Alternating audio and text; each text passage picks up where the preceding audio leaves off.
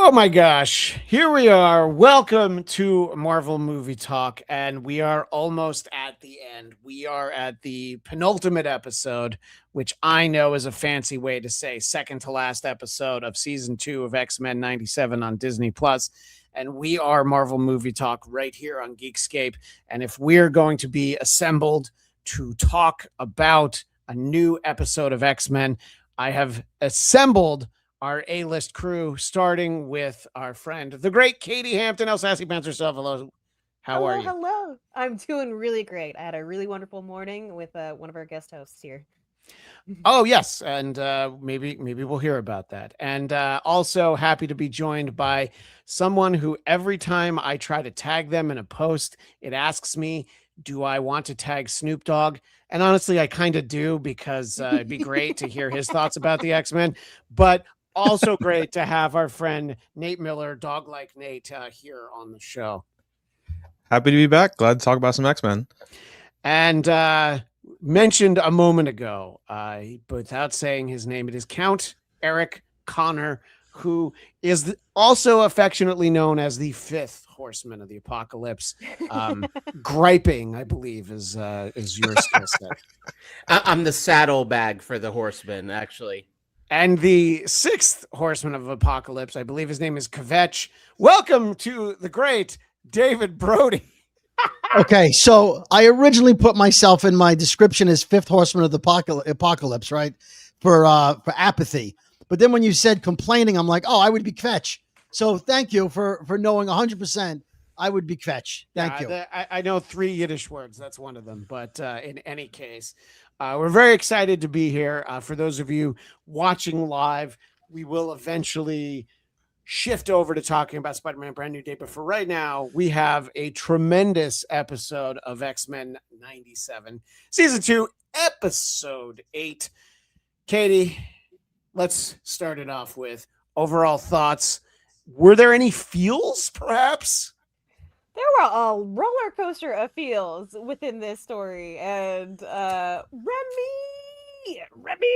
back ish. And, Ish, yeah. wow. Heavy on the ish. Yeah.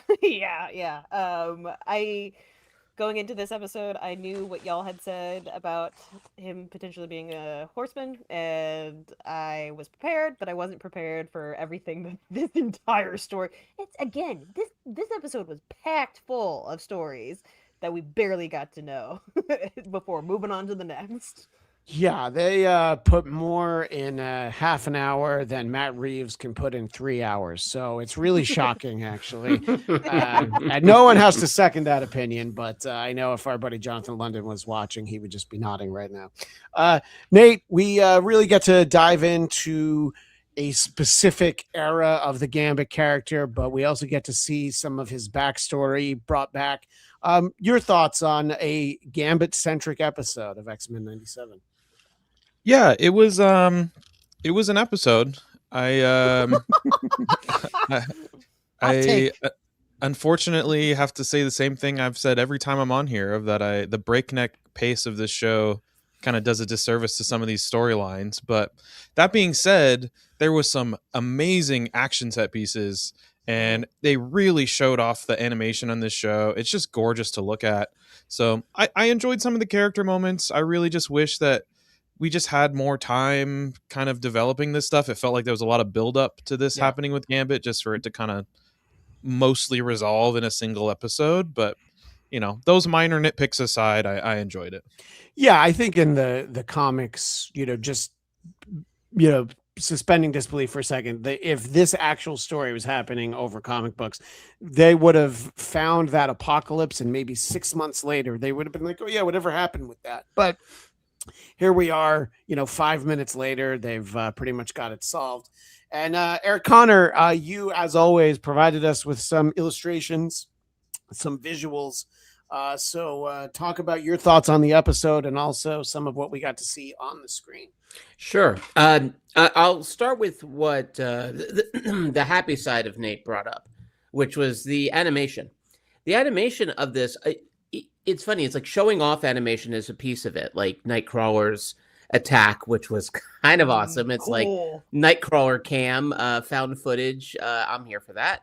But one thing I noticed a lot of in this episode was a lot of beautiful tableaus, like the kind of stuff that back in the day, if any of you guys ever bought, like, I don't know, like the second cheapest animation cell you could find. Like, it was always that hope you'd have something that really gave you a sense of imagery. And yes, I once spent $1,000 on a Baba Booey, who is known as the not a Baba Louie, a Baba Booey. Baba Booey, yeah, the companion to Quick Straw McGraw. But back to your point. So I find a lot of these images are really just pop. And the beating heart of this show, this season, really, I guess, is being the relationship between Gambit and Rogue. I think is terrific. That's always been one of X-Men's hallmarks, is, you know, finding a couple we care about deeply, be it Jean and Scott, be it Colossus and Kitty, despite the age difference. Let's just pretend Kitty's, I don't know, of age and everything's kosher. And that's what we have in this series this season. And I don't know, I'm here for it. Well, she's definitely cooked. Yeah. Well, don't worry, because some creators decided that they should make her older, and then when another creator came back, made her younger again. So it's fun. It's fun to really keep track of all of this stuff. But someone who will always be young at heart is our friend David Brody, and I wanted to know how these adventures spoke to you, considering, you know, Gambit is a character who is well after the period where you were no longer reading comic books. So I wanted to get your thoughts on kind of watching this unfold, you know, getting to hang out with the Assassin's Guild and getting to go down to Norlands, as they say. Yeah. Gambit. I know Gambit from cartoons. That's what I know Gambit from, really. And then showing up in Deadpool and Wolverine. So yeah, the Channing Tatum movie that we never got. Yes, exactly. Right. But that being said, because I'm a classic X-Men fan, seeing Storm in her original costume is fantastic for me, in the flowing black outfit. That, to me, that's classic Storm. So seeing her that way in this episode was terrific. I thought the animation was wonderful. My neck hurts a little bit from all the things that went on. I was like, what's that? And I know that Katie's perspective is, yay, romance. And my perspective is, what a dumb woman. Because first of all, he's dead. He's dead. Well, she's a woman and she's dumb. She's not dumb because she's a woman, but he's Brody. blue. No, she's not. She knows exactly what the hell's going on here. No, I'm sorry. I thought he's dumb. Katie's not the dumb woman in this scenario, right? I thought that we know. Okay. I thought that about Rogue. I thought that Husey had shapeshifted into Brody for a second. I was really confused. What the fuck, Brody? Wait, you're calling Rogue dumb because Gambit is a different color of a human being? No, because he's visually obviously possessed by Apocalypse. He just tried to kill the X-Men and her friends, and she's like, you know, sugar. No. Do you know how hard it is to be the single, accent. Brody? Brody, you haven't been single for decades. It's hard out there. Yeah. Eric, it's hard out there for a dead pimp. Eric Conner, you need to have proper modulation. You're a little hot. Let's just put it that way. But listen, did you hear him say share? Okay, like it just that's it. She's like, you're an evil zombie. Okay, Cher, I love you. Oh, I love you too, Brody. Just because you're broken and dead inside doesn't mean this is that true. The rest of us can't believe in the greatest love of all. If I was any more broken and dead, I would pray for Apocalypse to help me and turn me blue and evil. That's how dead and broken I am. I gotta say, I will say that Brody is completely wrong in this. I think Rogue is very smart about how she approaches this entire situation, and given the time frame that we've got going on here. But I want to say, who is it that was the love of Apocalypse? Was it External? What was I believe that's what they called her. Yes. That was the quickest storyline I have ever seen in my life. We barely get to know that, like, she convinced him to give her his powers or part of his powers, and then she killed Apocalypse, and then suddenly we see her, and then they kill her, and I was like, okay, wow, way to just chuck her off the bend. But that was a very Seinfeldian yada yada yada. All of a sudden, it's like, oh no, he did actually have love, and this is her, and she's dead. And by the way, here's her stone. which is a beautiful kind of mirroring of that scene of when Rogue is talking to Apocalypse of just like, I hope that you find that love. I hope that you also experience what this love is. And I mean, we even get it in the like previously on X-Men situation where Sure. Rogue is like, I don't know what I'm coming back to. And she didn't. She was very cautious. I don't think that she is. She put on a wedding dress. Sure, she did, because her love Yeah. is finally living again, and like she thought she lost him, but Is he- she doesn't trust him. There's no part of Rogue that I mean, trusts him. especially when he did this, you know. I mean, Listen. That was before the wedding dress. She still put the wedding dress on. well, It's no, a nice day Right. for a blue wedding. Thank you. all right. Sorry, Nate, but sometimes it gets earned. Yeah, that was oh, that's fun. Let me bring in our pal Daniel Drew. Great episode, but there were some aspects that felt rushed. Echoing what Nate said, this could have been an amazing 2-parter before the finale. How about a 4-parter? I'm just saying. The Kurt attack point of view was great. Was cool. I can't predict the finale. No. And let's see. No clue. Yeah, a couple of We will talk about MCU X-Men castings. But that, and of course XD. That's actually not the one I was looking for. This is what I wanted. The storyline is something in the comics, but they gave it 4 seconds. Yeah, exactly. So, it is all very rushed. But they have a certain number of episodes. But at this point, you know, let's say season 3 onward, they know that they probably have 3 seasons to work with. They could slow it down just a little bit. And I don't want it to be too crazy, you know. Let's not go all Frank Herbert here. Okay. Let's just have it at a good pace. Okay. We're not going to put anybody to sleep, but, Nate, you seem to, feel like these stories could definitely breathe a lot more.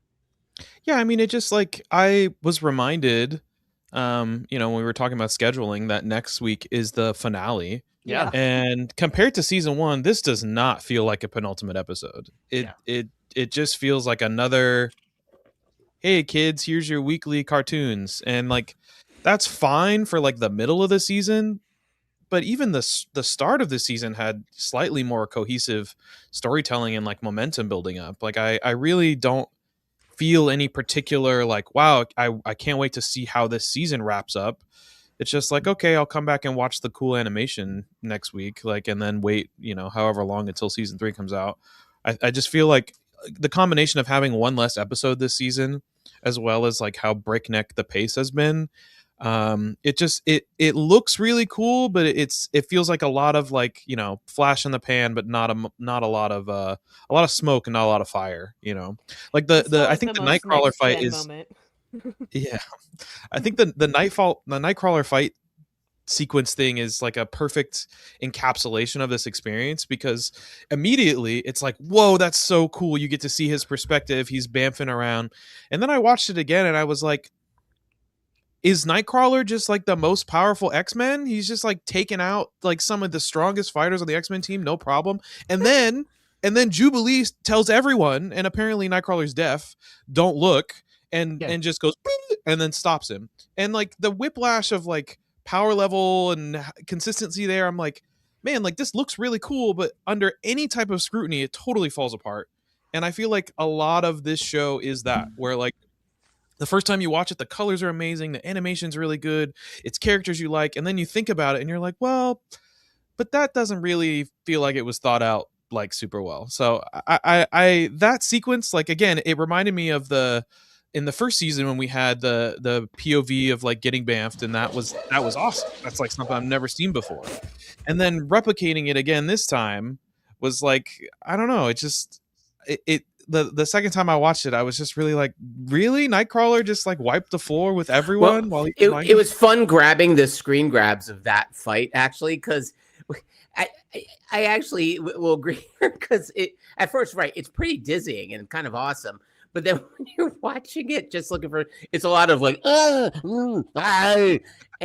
I'm also here for that, but maybe not for the right reason. Yeah, I thought it was cool, but I don't know. Second watch doesn't do it favors. Yeah, right. it's well, like, is the moral of the story, Nate, to only watch it one time? Is that what the fix is? I mean, maybe, or B14, you know. I don't know. But it's so tough because this is like, as a lover of animation, this is one of the best looking modern animated shows that we have. And it has these characters that I love with like great designs that are inspired. It feels like when you have a kid playing with the action figures and they're doing things that don't make any sense, powers they don't have, stories that don't connect, but like the figures look really cool. It's, I don't know. I want a little bit more. I feel like the first season definitely it still had the pace problem, but it still felt like there was like momentum through the season and like an overarching story and things were connecting. And I feel like this one is much more kind of like hodgepodge. And this was the episode that I was kind of looking forward to, these last two, of like the seeds that were planted in the beginning and now coming in the end. I hope it would kind of like, we have those middle episodes and then we'd come together. But like with this being the penultimate, there's like, for me, there's a lot of narrative weight being placed on this finale. I'm like hoping that it kind of gives us some type of satisfactory ending before we, wait for the next season. Right, and we're getting some bean counting by our pal Daniel Drew. The original show, season 1, 13 episodes. Season 2, 13 episodes. Season 3, 19 episodes. Season 4, 21 episodes. And then all of a sudden, season 5, whoa, stop the clock. 10 episodes because of lack of funding. But I agree with his overall point. These 2 seasons should have both been 13 episodes and still told the same stories. It still, Nate, would have been too fast, but they could have slowed it down a little bit. They could have still had great endings for each of the episodes. And I don't think that there's a story beat that they would have to, slow down even more. I think it would have breathed really well. But I think that that's not what we got. We've gotten this. And Eric Connor, how do you think you would have done in a poker game with the X-Men? Not great. I do love the no powers thing, but also, why would you play poker with any of them? You've got multiple telepaths there. I feel like there's a lot better games. Hungry Hippos shoots and undone by shoddy internet. You're making a very funny point, but it's true. It probably sounds really funny in your house. I'm glad that they at least addressed it in the whole thing. It was like, hey, no cheating. Don't telepathically look at my hand. You decided to include this still with me that says, "Hey, no powers," Eric. Yeah, a callback to the original X-Men montage, featuring, of course, the kid. He passes the ball to himself. So I don't know if it was a purposeful nod to that, but it definitely. And there was an echo of X-Men First Class as well, where again it's kind of it's their powers. Inevitably, you're gonna have these moments. Yeah. What do you think about all of this, Brody? These are new stories to you. Do you feel like maybe it's just, man, they're cramming a lot of X-Men into a 5-pound bag? Yeah, it goes by quickly. Look, I like the flashback with Apocalypse and his girlfriend wife because I just needed to know who she was real quick. So having 3 seconds of, that's what they did. So it wasn't like it was a story. I'm like, they should have spent more time. But as far as the rest of it, it's all flying by. And then at the end, they go, and here's X-Force and X-Factor. Remember, there was a whole plot going on this season at the end, right? So to me, it's like they're all bottle episodes, to Nate's point. They're all standalone. Nothing's real. And again, how many villains have to say, who dares disturb my slumber? Like, you knew she was going to say it.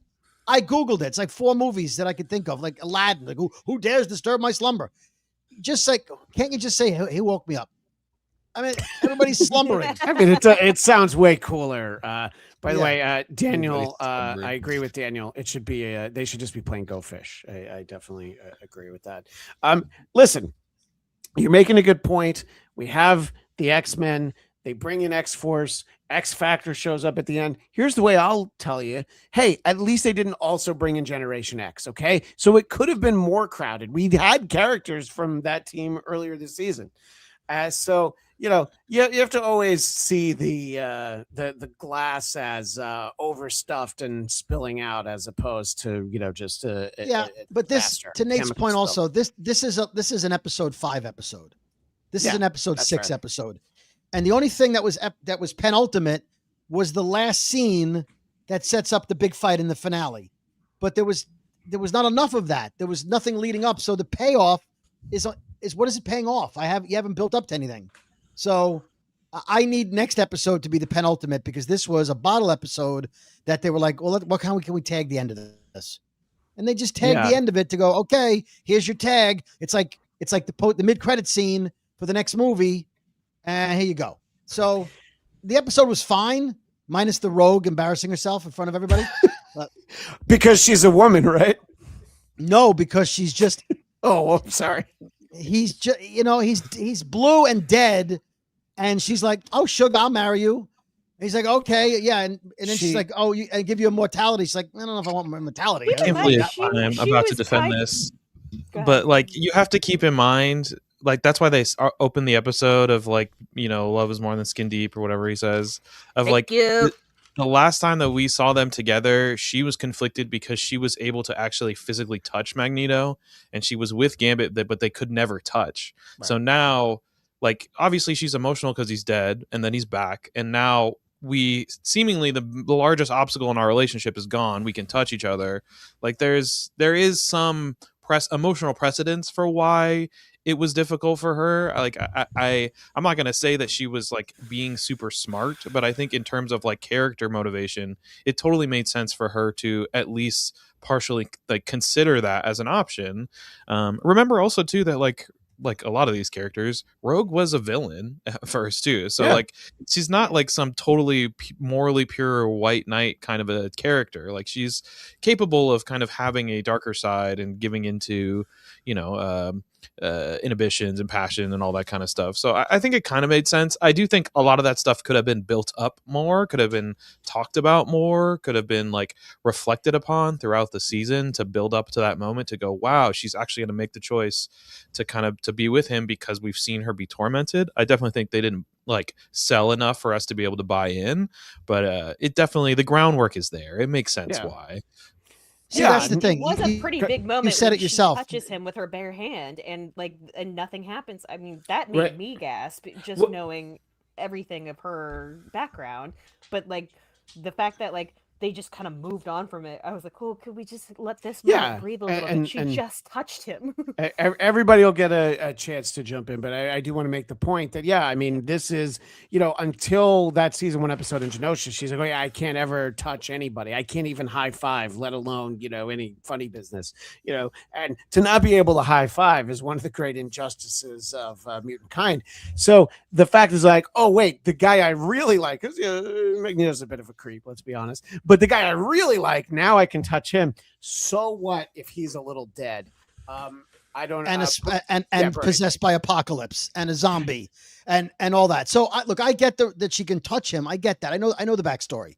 I understand she's like this. I can touch him now, but also he's dead and he's possessed by Apocalypse, and he's the death horse of the Apocalypse. And he just tried to kill the X-Men. I like the part where she's like, "We're just trying to save you, sugar." Then I was like, "Okay, she's trying to help him. I get it." But then she's like, you're a pretty good dancer and you speak French, so I'm in." I'm sorry. I need an audio drop of Brody saying, "I'm just trying to save you, sugar," because that's very funny. I want to let Eric go ahead, and then Nate, I'll turn to you in a second. Well, internet willing, hopefully you guys can hear me. Brody and I are going to recreate a lot of these scenes. I think it's me doing my spot perfect Creole accent. Good. I'm in. Which I think will be about 7,000 miles closer to an accurate accent than what Channing Tatum gave us in Deadpool. Not soon enough. Yeah. And I'm sorry, the just hearing Brody say sugar is that's the stuff dreams are made of, I believe. At night, I will listen to that on loop, my friend. Thank you for that. Nate, I know you had a point you wanted to make, and I want to ask you a question as well. So, but I want you to weigh in on all of this, and I will not call you sugar. That's Brody's job. I don't know. I just I do think like there is some merit to be had. Like it's important noting that like as people who are familiar with the comics, or at least like even with these characters more so, like Brody already said, like he only really knows Gambit from the show and from the Deadpool movie. So like I do think it is important to acknowledge that for some of us who like have consumed a lot of the comics and the characters, maybe some things make more sense than others, and I do think that is an issue that the show has to kind of balance of having these references for people who are deep fans, they know all the deep lore, but also having enough exposition and character moments for people who don't have that they're just watching the show to be able to enjoy it and not go, why did they do that? So I think the answer is somewhere in the middle. Like I do think, like, you know, we said we could have had more time developing that, but I do think there was some groundwork laid for it. But also I have years of comic, you know, baggage for me going into it. Like I'm not gonna discount that.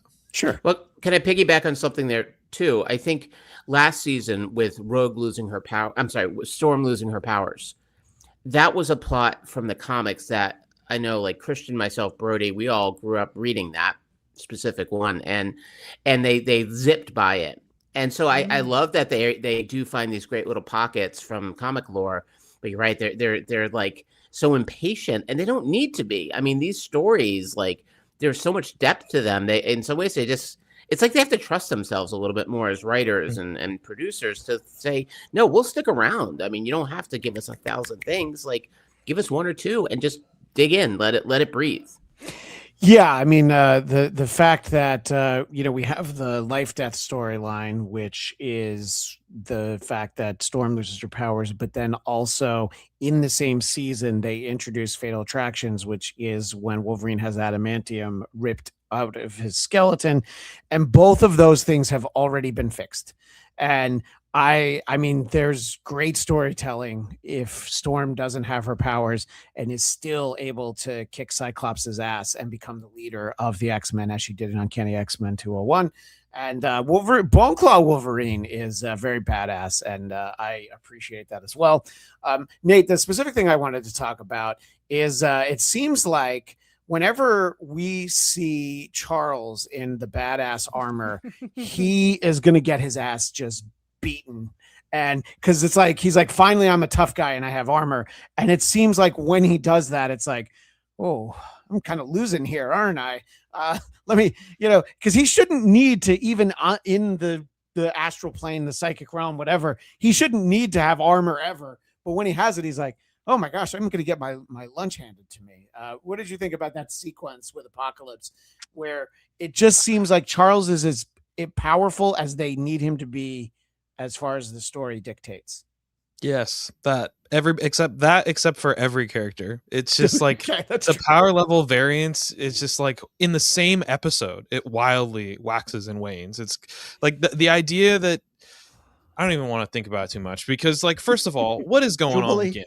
What he can like conjure cards and like turn people into zombies, and then there's the flying motorcycle things that seem to be powered by him. Like, there was so much of it that really just made no sense, and they're just like, don't think about it, it just looks cool, don't think about it. And then to cap it all off, we're in the astral plane, and like Xavier should be mopping the floor with him. Like, if there's one aspect of Apocalypse that is not as powerful as Xavier, it's on the astral plane. Like, there's no reason why it should have gone that way other than to get Rogan for this like emotional payoff.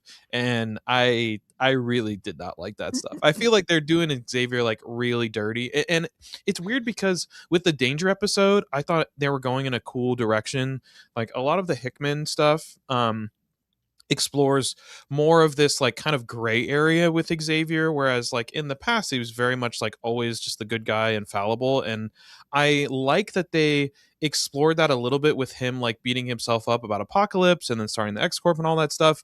But it also feels like the Xavier in this episode is very different than the Xavier that we just got a couple episodes before this. So I don't know. I mean, maybe the armor, I get it though, because like I've always loved the astral plane fights, like when he fights Shadow King and stuff, because it's this idea that it's of the mind, so whatever you can imagine is the tools that you have. And so I think the armor thing is cool, but you do have a point of like every time he puts the armor on, he gets gets handled. Right, exactly. Yeah, Katie, but go ahead. Look how well protected his upper cheeks are. That is the whole purpose of the armor. That's his moneymaker. He does Right have he has a very firm jawline, so I think that's important. Katie, what did you think about these sequences? And I answer that in a second. Nate, you were talking about the flying motorcycles, and you might not have. I think you probably did grow up in an era where a lot of those things were explained away by. Don't worry about it from a story point of view. Just imagine how cool it'll look when you see those flying motorcycles for sale in a store. I was just gonna say that was my exact opinion of this suit of armor. Oh, I was like, please. this just looks like another toy opportunity. Like it was cool and whatnot, but I was like, yeah, that'd be a cool thing to kind of like put on to Xavier and then like have him walk around. Yeah, right. Exactly. It's almost like when you're mixing and matching accessories from different toy lines. It's like, what if Snake Eyes had a lightsaber? It would probably be amazing. It wasn't. I wasn't creative enough to pull that story off.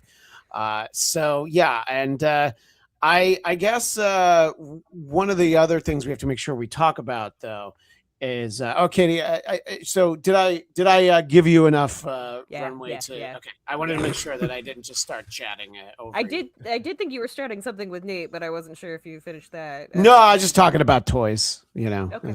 Yeah, and if I'm just talking about Shaft. And listen, Katie, if we're able to, if we get a press invite to a figure at San Diego Comic-Con 2027 of this Charles Xavier, I will definitely say yes and, zoom in on it and check it out. So how do you feel, though, Katie, about this episode in general? There's been a lot of aspersions cast upon Charles, on Rogue, really on pretty much everybody, but, mostly the creative team behind this series. Sure. I mean, I like giving the transition of like power and like solving a big issue away from Xavier and towards Rogue, because this really was a Rogue storyline. I was really glad that they had that story element where it was just like Xavier usually comes in the end and kind of saves the day. It was interesting to have him go into the helmet thing and then have Gambit basically just punch him out.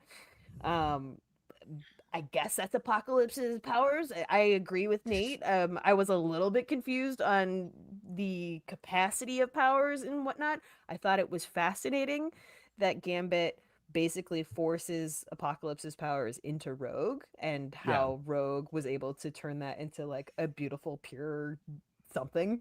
I wasn't really sure what was going on, but I was like, ooh, that's a little rapey when he does that. And then it turns out to be good, and then brings our Gambit that we know and love back-ish, I guess. Kind of, yeah. No, I know, yeah. But I thought that turn was a really cool turn because, it's always Xavier coming in to save the X-Men. It's always Xavier. I mean, he says Remy, and the way he says Remy, the vocal performances on this, first of all, fucking phenomenal. They got me teary in a lot of areas. Just having Rogue see Remy for the first time back was a huge emotional moment. Her touching his face. Everything that they did, again, the art, the voice acting, all that was wonderful. I will say it's still like there was so many things I didn't know about Remy's New Orleans crew, and I was like, who are these people? Okay, they're dying. I don't know who they are though. And I want to latch on and like have some kind of understanding of them, but it was also like, oh, this is a flashback to something that I'm not really sure who these people are, but they are important.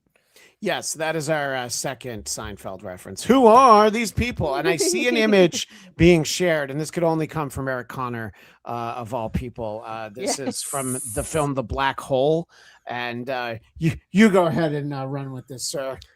Well, no, just Xavier's, I don't know what we'd call it, his ninja umpire chic outfit was giving me some Black Hole vibes.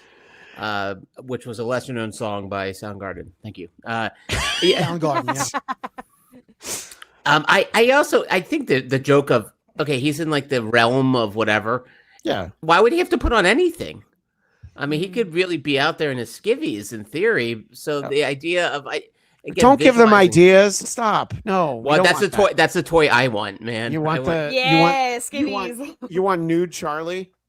Well, mostly nude, nearly nude Charlie. Yeah. Oh, I'm sorry. So Professor Triple X. Ring the fucking bell. I know that movie's not there already. Yeah, I'm writing it as we speak. It probably has a Vin worse Diesel's title. already It's probably starring in just it. it's probably just called The Sex Men. It's not even as good as what you guys that's just clever. said. Yeah, Brody was never hired to do a rewrite on that script. but he's available if you want to contact his management. I already have a title for it. Go Am I ahead. allowed? Days Sure. of Future Ass. Okay. Okay. You know what? It could have been worse. Could have been worse. It could have been. Apocalypse. Okay. Go finish your point, Connor. Well, I'll circle back to what Katie was saying about and Wolverine. Sorry. Let me see that kitty, Pride. Okay. Here it is. Brody, This you is got what to we're take here one for. more. This is what we're here for. Daniel Drew. Well, we see Daniel you. Drew We know sent me you. something, but I want you to finish your goddamn point. I'm trying to. I know. We're talking about Apocalypse. It's funny because I was talking to our pal Jonathan London, who runs Geekscape, and I'm like, oh no, I mean, it's a really fun show to do. It's just at any moment you have to be careful because a vaudeville act is going to break out. And look, it's exactly what happened this week. So it was a self-fulfilling prophecy. All right, Shagnito. Go ahead. The part where Rogue touched his face. Yeah. Now I'm going to give apologies. A reference from another recent reference. RoboCop 2. The only good moment in that whole film. The only good RoboCop. Yeah. The only real RoboCop is RoboCop 2. For the one where scene, he flies. Yeah. When he sees his wife, his widow, and she touches his face, he's like, "It's cold." And that was a moment I was thinking about with that, because even beyond just like being able to touch him at all, but she felt nothing, and her shock. That moment was again the moment of this episode, I think, and one that this is where this show and even over in the sort of Friendly Neighborhood Spider-Man side of things, they are really good at like hitting these beats, like making us feel things along the way, and we'll talk about the Spider-Man movie later, but I think like that's the real skill here. As much as I like the animation, I love the voice acting, love it. Sure. But in the end of it all, the fact that every episode at some point gets me, like makes me stop, think, feel, react in ways that like a lot of our Marvel properties haven't been able to do as much recently. So except for Madam Web. I mean, Madam Web was one long feel, which was between Christian and I as we went on Valentine's Day, and I'm not kidding, it was Valentine's Day. It was Valentine's Day. Our friend Daniel wanted to make sure that we all knew that in 1996 they actually already had an X-Men mutant series, Professor Xavier Astroplane Armor, and it's from 30 years ago, and you could have it for $15. So for anybody who saved it in a box, because one day it's going to be valuable. This looks like a toy from a completely different line, though. It looks more like the guy from the black hole that Eric was showing a moment ago. But of course, if there's ever an opportunity for a toy, it's probably already been made. So we look towards the future. We look towards the season finale, and most of us will be here to talk about that Wednesday, 2:30 Pacific, 5:30 Eastern. Eric will be on a college tour, which I guess that means your band is going to play on the quad at some state college. You're going to be up in Cal State Northridge or something. We're opening for Candlebox. Oh, you wish. But Brody, I want to Brody will be leaving us in a moment, so I want to get your thoughts on this episode and where you think we'll be going next week. And you will be with us next week, Mr. Yes. Well, the only thing that teases next week is the X-Force X Factor team up. Yeah. Which looks like a giant fight that will end in a big hug with no real consequences, and maybe Polaris going back to her old team. And that's it. I mean, what's going to happen? They're not going to kill anybody, right? No one's going to die. Well, if somebody Gambit might die, may die. Yeah, I was going to say Gambit somebody may might die, but they won't stay dead, you know? Right. And if nothing else, this episode proved to me that Magneto will be back because comics, right? Because Gambit's back as a prelude to Magneto coming back. One? Well, he'll be blue and Rogue will be all over him. And Eric wants everyone to realize that he did, in fact, change his on-screen name to his thought for the adult film X-Men First Ass. He's very, very proud nice. of this. I would have thought he would have gone with the black hole, but okay. So Lewis Cox says, I know Remy's New Orleans and Thieves Guild backstory and would love Insomniac Games to do a Gambit game. Do it, Insomniac. They got to prove Gambit as a marquee talent, and maybe Channing Tatum will do that in Doomsday. Not entirely. By the way, do you think they were playing cards as an inside joke to the fact that the episode was about Gambit? Well, yeah. I mean, it's called The Dead Man's Hand. It was definitely foreshadowing. It was some very elementary storytelling. Yeah, it's not really subtext. That's text. No, I'm it's obvious. Obviously, it's obvious. But speaking of cards, I mean, obviously, that was the point. We get the death card. We get tarot cards when Gambit comes back, and he's throwing around the death card, which I thought was like an interesting, cool thing. But then at the end, we get the Tower card. And does anyone know anything about tarot cards? I'm gonna pretend that I do, but I want to let you explain it so that I don't seem like a know-it-all. I don't have the explanation. Oh, okay. I have no idea. I don't. This is a theme of something in Dungeon Crawler Carl is these kind of tarot cards, and there was a very recent nod to the Tower card, but I do remember from WandaVision that this was something to do with like it upside down, and that's what like flipped it, I believe. I can tell you what AI says. What does AI say? Please no. Okay. No one wants that. Well, it's Google. It's Google. Yeah, don't call it AI. Yeah. Oh, sorry. Who are you, Eli Roth? All right. But what do you know about the Tower that you just looked up? It says the Tower card represents sudden, unexpected, and often uncontrollable change, upheaval, and the breaking down of an old, unstable structure. Okay, so Tower Records. It actually makes perfect sense. Yes. So thank you. Well, Mr. Brody. Tower Heist. Even better. Mr. Brody, you will be back with us next week. We'll be talking about the finale, looking back on the season as a whole, and how many stories they could possibly try to cram into season 3. But if people need more David Brody, where do they go for that? Well, you could find me at David Brody on most social media. That's Brody with a Y. Find me on the Brooklyn Boys podcast, wherever you get your podcasts. And I'll be using AI because that seemed to go over really well while I'm off. So you should be on the text thread that we're on for Geekscape News. Like a month ago, Eric put in something that was AI, and it's people still talk about it. And in fact, most people probably forgot about it. So Eric, I bet you're glad that I brought it up. Well, it was just actually Allen Iverson. It wasn't even AI.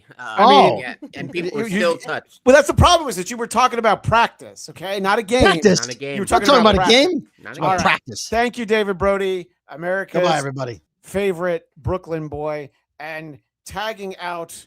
Well, he's gone now. But I saw Christina back there and forgotten.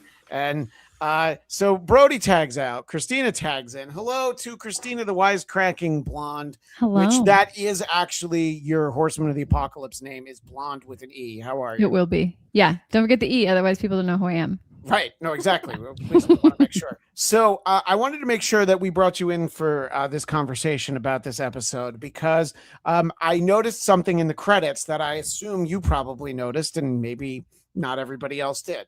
Mm-hmm. Yeah, our group chat is just a picture of Belladonna that says, something sounds familiar with this character. To which Rachel said immediately, I know, but I keep dying. So your friend Rachel Kimsey, am I saying that correctly? Yes. Yes. Who was the voice of Ship, of Danger, and now is the voice of Belladonna, Gambit's ex. So yeah, that's true. We have seen her die on screen a number of times, and her husband, the voice of Magneto, we've seen die on screen just the one time. It's been a fun year for them, for sure. Yeah. So many deaths. Christina, I want to get your thoughts just overall quickly on this episode. And maybe now that we have two women on the panel, maybe we'll pay Rogue the respect that she deserves. Brody didn't call her a dingy broad, but it was kind of close to that. It wasn't quite there. But what did you think of this episode? You know, Christina?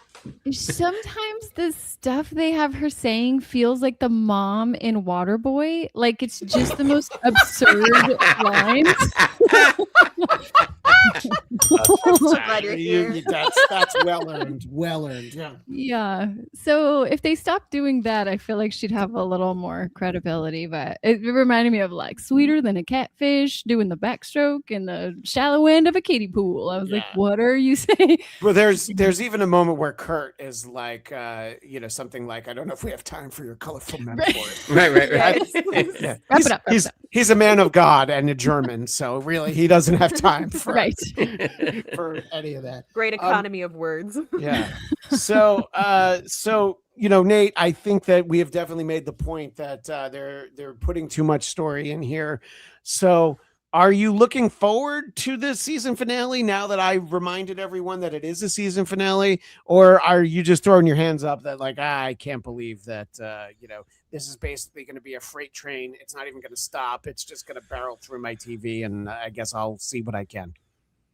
Yeah, I mean, I'm going to watch it, but like, I don't know, like the ending stinger scene, like really did not inspire confidence.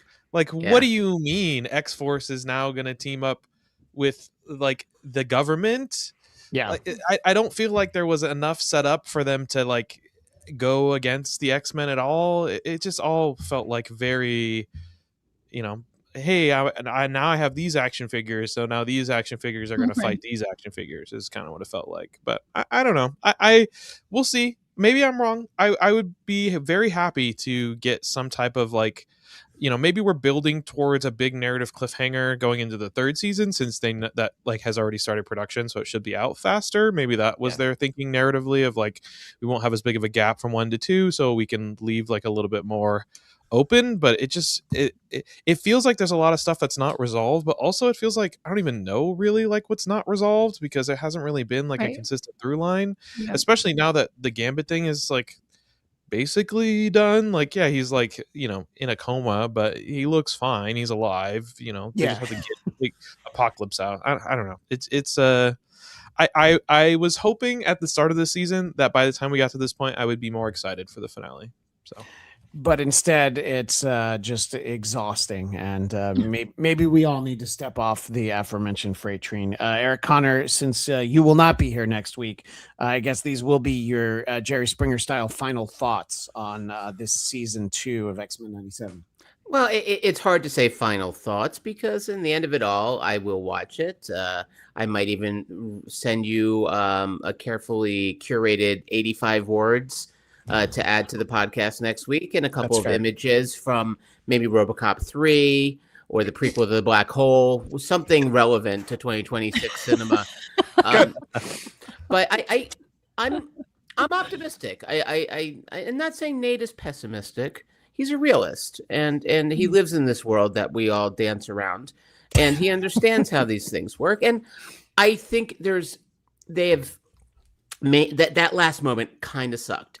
And then when they put down the tower card, I was like, oh, the tower card. And then I come in here today, and no, all of us are like, I don't know what the F that is. And so I was assuming it was something I missed, and then I missed nothing. Wow, it's a freaking tower card. Congratulations.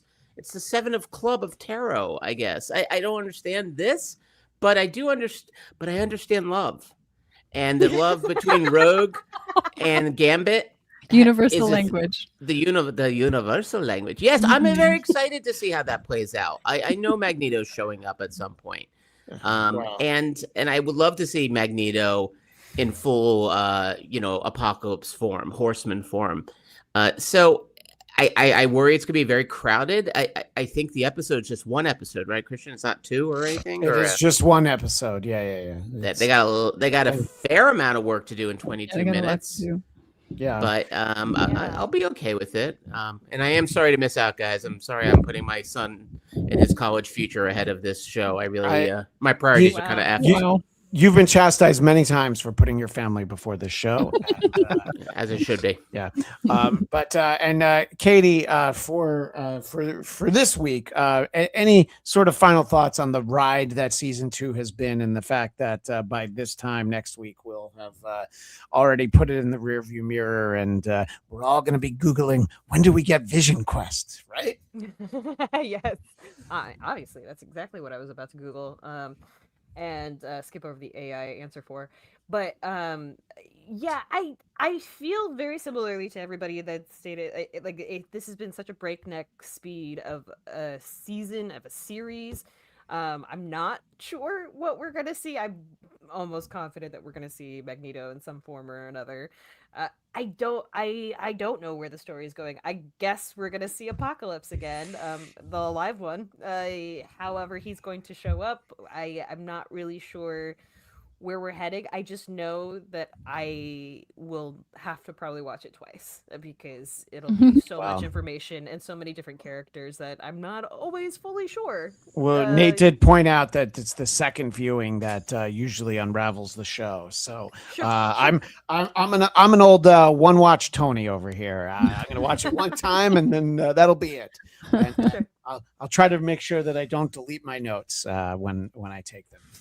So listen, it'll be interesting to look at the future, and there's a lot of very positive buzz about this show, and there's not enough talking outside of our show, Nate, about just slow it down, like tell half as many stories in twice as many episodes. But nothing like a good old traditional 9-episode season. So Yeah. Before we move along, I did want to talk about some actual news, and then this post has some other things that I don't think are actual news. So it was officially announced that an actor named Kit Connor, who I thought was the car on Knight Rider, but I guess I'm mistaken about that.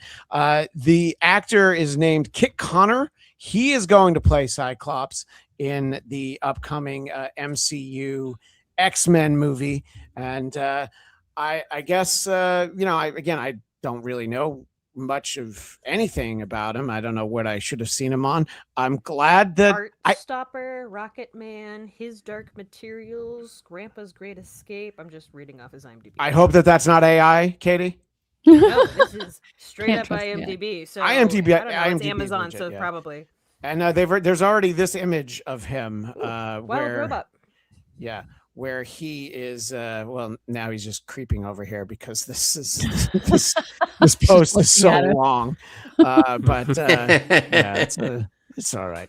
But see, that's the problem, is that I got to make sure that I can get back to this post. So we see him, and my real thought was, is this going to be a whole team of gingers? Because I don't know. I think that might be a problem. That's the casting that we've got. No, I mean, I don't know anything about him, but here's what I think the takeaway is here. Young unknown cast seems like the way to go. They kind of half did that with the first class of X-Men. We knew who some of them were. I'm not talking about Professor X and Magneto. I'm talking about the actual X-Men. What do we think? This is just trickling out, whether they wanted it to or not. I feel like maybe agents are letting people know that their clients have been booked to walk out on stage at D23, which I think is 2 weeks from now, because Marvel will have another big event, and they oftentimes save their really big stuff for D23. Any thoughts? I'll ask you first, Katie. Apart from the fact that he was a voiceover actor in The Wild Robot, which cool. I don't really know much about this. I heard his voice. I can guarantee. But I don't really know. If we're going with comic accurate headpieces, we might not even see the ginger hair. But that's a great. You know what? That's a great point. I'm back on board. Okay. Cover that up. Like I don't care about the ginger thing, you know. No, I know. I don't care either. It's. But yeah, yeah. Yeah, and I invoked his name, so he must have shown up in the chat, okay. Nate. But Husey says, as someone with Yes. ADHD, focusing problems, X-Men '97 is torture to watch. Slow down a little. That is basically what we're saying. And I don't know. I mean, there's very little to say or to know about this upcoming X-Men movie. When we talk about Spider-Man, there'll obviously be a little bit that we can talk about. This actress Samara Weaving, who plays Emma Frost, she's in the Ready or Not movies. I think that's what they're called, she's right? legit. Mhm. Yeah. She's a really great actress. Yeah. Yeah, I think she'll do well in that. Yeah, Eric and I are on a text thread with a mysterious friend of ours who is very excited for her. He is a big Emma Frost fan, and I think that I again, don't go for splashy big name talent just because you think it'll help sell tickets. I'd like to think that the X-Men will sell tickets, but Nate, am I being naive? And should they put some movie stars in this instead of people that they think like, oh, they'll probably do a good job as this character? No, I definitely am always rooting for the cast people that are not big names, availability wise, budget wise, like also just because there's so many talented people. I get tired of seeing the same people all the time. Like I understand that movies are a business and people want to invest in people they know can make money, but like especially when you're casting for something that has so much like franchise history behind it already, I think that's definitely the time you should be taking risks. I'm so tired of seeing Timothy Chalamet and everything. Wrap it up. Move him along. I didn't like him a lot. I've come around a little bit to his acting, but I am also there are still so many other people that could be in things, and like I want more of that. My question is, why are we casting Emma Frost? Wow. I thought the same thing.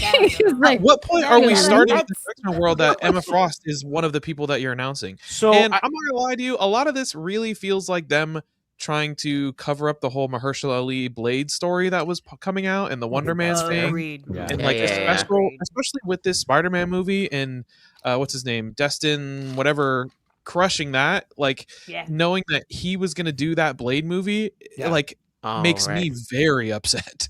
And remember, he was going to do Kang, which same thing. Like that guy really like. We would have had a fantastic Kang story with him at the helm. So, they've done them dirty. Of all the things they pushed aside, Kang is the one where we're like, okay, that one we get. But Nate, to your point, literally everything else. I mean, the fact that Mahershala Ali is saying like, well, we had everything for Blade, and I guess it never came together. That's not where they should have ended up right now. They should have legitimately been at a point where we haven't found the right story yet. Yes, he's off making some other movies, but hopefully by the time he's available again, we'll be able to tell a Blade story. But that experience is precisely why I really don't care about these casting announcements. When the trailer comes out, I'll get excited because you can tell me you're going to cast these people and make these movies. You've pulled the rug out from under that so many times. Literally, like Kang. The Kang thing, like I understand why they didn't do that, but they should have just recast it. It makes sense for the character. Yeah. Like we've been doing that since film has existed. Just recast it and continue with your plan. But now it's like, why get excited about anything? Because they throw so much stuff at the wall. This is coming. This is coming. This is coming, and then like a quarter of those actually get made, and a quarter of those are any good. So I don't know. The casting stuff for me is very much like. They're just trying to get clicks, I guess. It's just. I think that's the thing. I'm starting to think they're doing it as a marketing technique to see what takes off. They're going to say, "Oh, we're casting so and so," and people are really excited about it. They move forward. If they're not excited, they're like, "Oh, okay, well, are we going to cast her?" Like, they're trying to get a temperature of everything before they make any decisions. Which is like, no, dude, grow a pair and go make the business decisions you are hired to make. Don't wait on the culture to decide for you.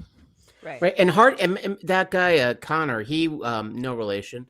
He's in Heartstopper, which clearly, it sounds like I'm the only one who watched, which makes sense as a 52-year-old white heterosexual Jew. Demo for sure. When they wrote that, they were obviously thinking of me, especially the original webcomic.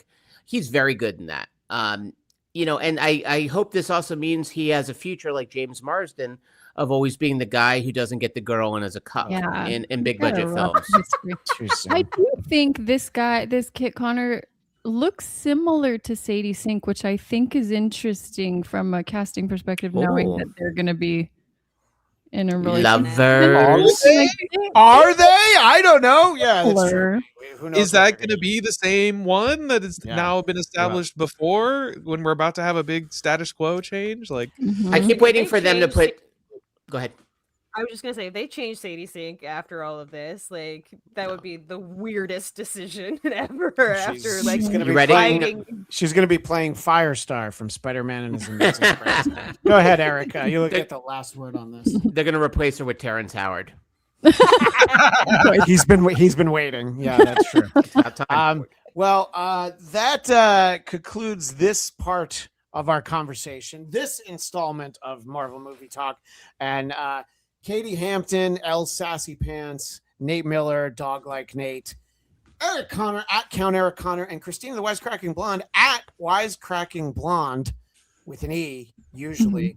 I want to thank all of you for being here, and of course David Brody, somewhere in the top 20 of Brooklyn boys. I did look at Polymarket, and his stock has it's dipped a little bit after this episode, so I'm sorry to report that to Brody. But look, next week is absolutely another chance for him to win over the hearts and minds. So as we say adieu on the X-Men portion of the conversation, we do instead say, as the great Stan Lee would say, Excelsior.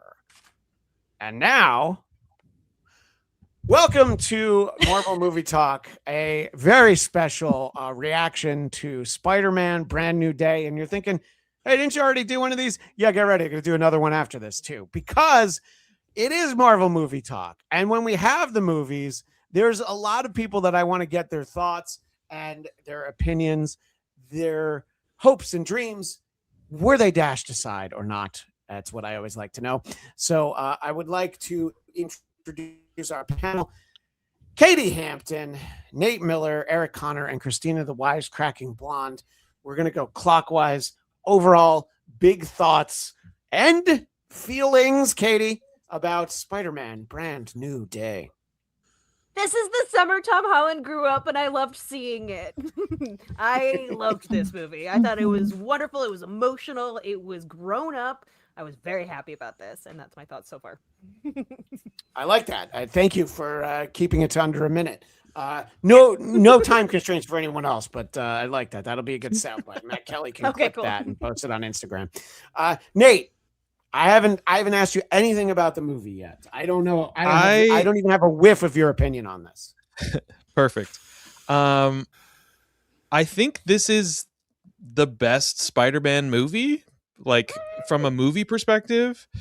It's not without its flaws, that's for sure. I have a couple complaints, but most of those complaints are heavily outweighed by the emotional depth this movie has. Like Katie mentioned, getting to see Tom Holland and the character of Peter kind of grow up finally and have, some more genuine experiences. The action was incredible. It's like one of the best like superhero action sequences. The choreography, the suit was so good. It just like something so simple that really just made it feel more real is not the right word, but like it just made it all really like connect. All the references to the classic comic book covers I thought were fantastic. Yeah, like some of the best acting I've seen in a Spider-Man film. I really liked it. I enjoyed it a lot. My few complaints are the third act, and we're talking spoilers, right? Yeah. I don't worry. I've put it right down there on the screen. Right. So I understand from a building perspective why we had this whole plot with Jean Grey and the power dampener and all that stuff, and how eventually that's going to come into play. I do feel like it did a disservice to the Spider-Man-ness of this movie to focus so much on Jean Grey, especially given that like there is no other mention of X-Men or mutants or anything in that capacity. It just feels like there could have been a Spider-Man character that they could have put in that would have fit that role better and fit the world better without having to kind of nod to some larger thing that's coming later. I feel the same way about Hulk. I think it was a excellent use of Hulk. The CGI was great. The fight was really cool.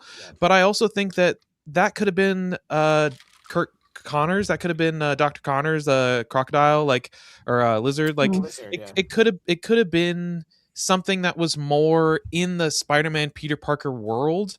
And to see like all of those really cool villains shots from like the montage at the beginning, like that was really cool. And then it felt like, here's your Spider-Man stuff. Now we're gonna go do, the Marvel Avengers lead-in crossover stuff, and that's like my biggest complaint, which is really not that bad.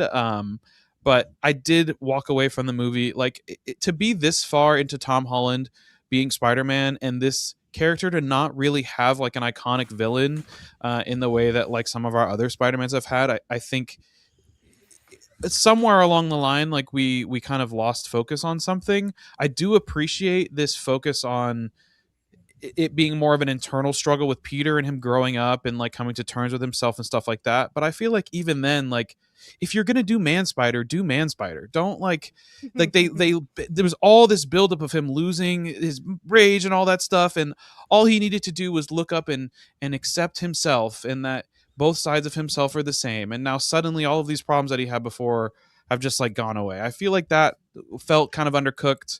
But the action sequences alone, the web slinging, like it was just beautiful. There were so many times when I was like, man, that is the comic on the page. And it just, they executed that part like really well. As someone who's not really much of a video gamer, a number of people, including our friend Husey, pointed out just how much the web swinging looked like the Spider-Man 2 video game, the recent game. And there's a lot of people are moment. Right. There's a lot of excitement about that. A couple of the things that you're talking about, Nate, I think that there's a degree of sort of, I don't know, horse trading between the companies, because Sony had a very specific vision for what they wanted this to be. And I don't know if you've read what it is. They wanted this to be a Venom story, and they wanted it to connect their Sony universe with the MCU. And specifically, Tom Holland said, no, I don't want to do that story. And Kevin Feige said, no, we don't want to do that story. We want a street level, smaller Spider-Man. And Sony said, well, we did buy the rights from you, so we'd like an X-Man if you can give us one. We would like an Avenger and maybe somebody from the TV show. So it's like literally they like check. And we'll talk about Frank because I feel like this is the best Frank has been. And 100%, especially compared to the last time we saw Frank in the One Last Kill. And it's been fairly well reported, but Nate, you're absolutely right. The way and to what Katie said, really, the depth to Tom Holland's performance, and all it took was him working with Christopher Nolan and saying, hey, I made this movie where every day we were on set and we knew what we were going to shoot, and the script pages had already been written. You think we could, I don't know, try that? Is that even possible? That we actually know where the story's going instead of just handing us new pages that we've never seen before? And I think that helps. But to Nate's point, I mean, he's been playing Spider-Man for 10 years now, going back to Civil War. And somebody asked me point blank, is Tom Holland your favorite Spider-Man? And I had to think about it. I'm like, well, yeah, he kind of has to be. He's been doing it for a decade. This is his fourth standalone movie. He's been in all these Avengers movies. And it's like, I'm not trying to throw shade at Tobey Maguire, and certainly not at Andrew Garfield. But I'm like, oh yeah, I mean, he's kind of the best. And this movie really let him do all of that. Christina, I want to get your thoughts on the film. Yeah. So we saw it for the second time yesterday, if that's any indication of how much I like it, but right.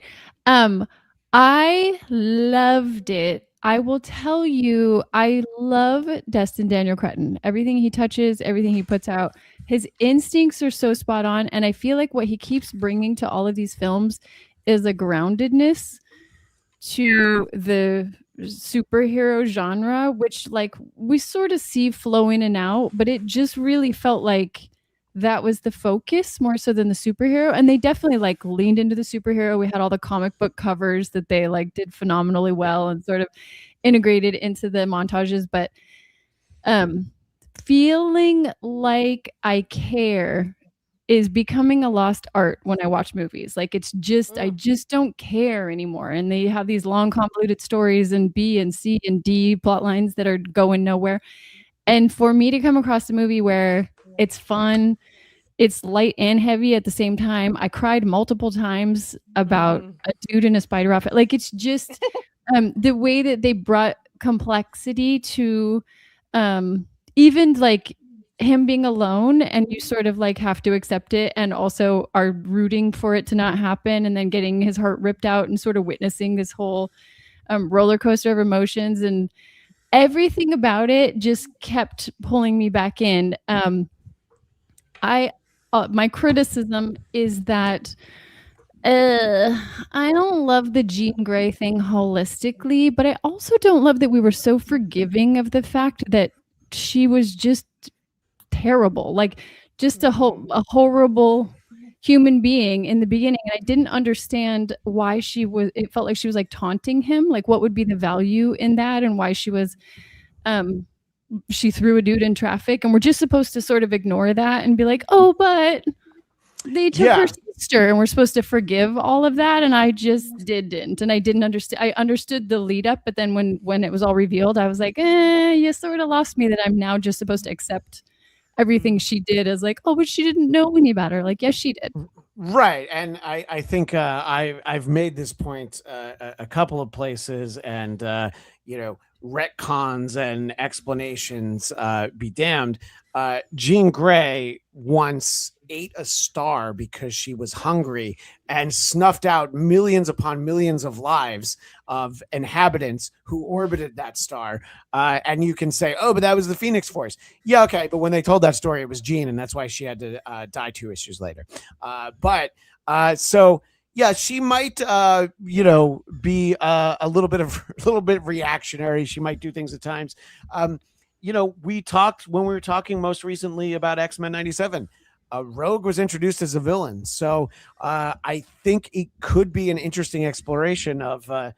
Remember when you froze like a square mile of people and just held them hostage.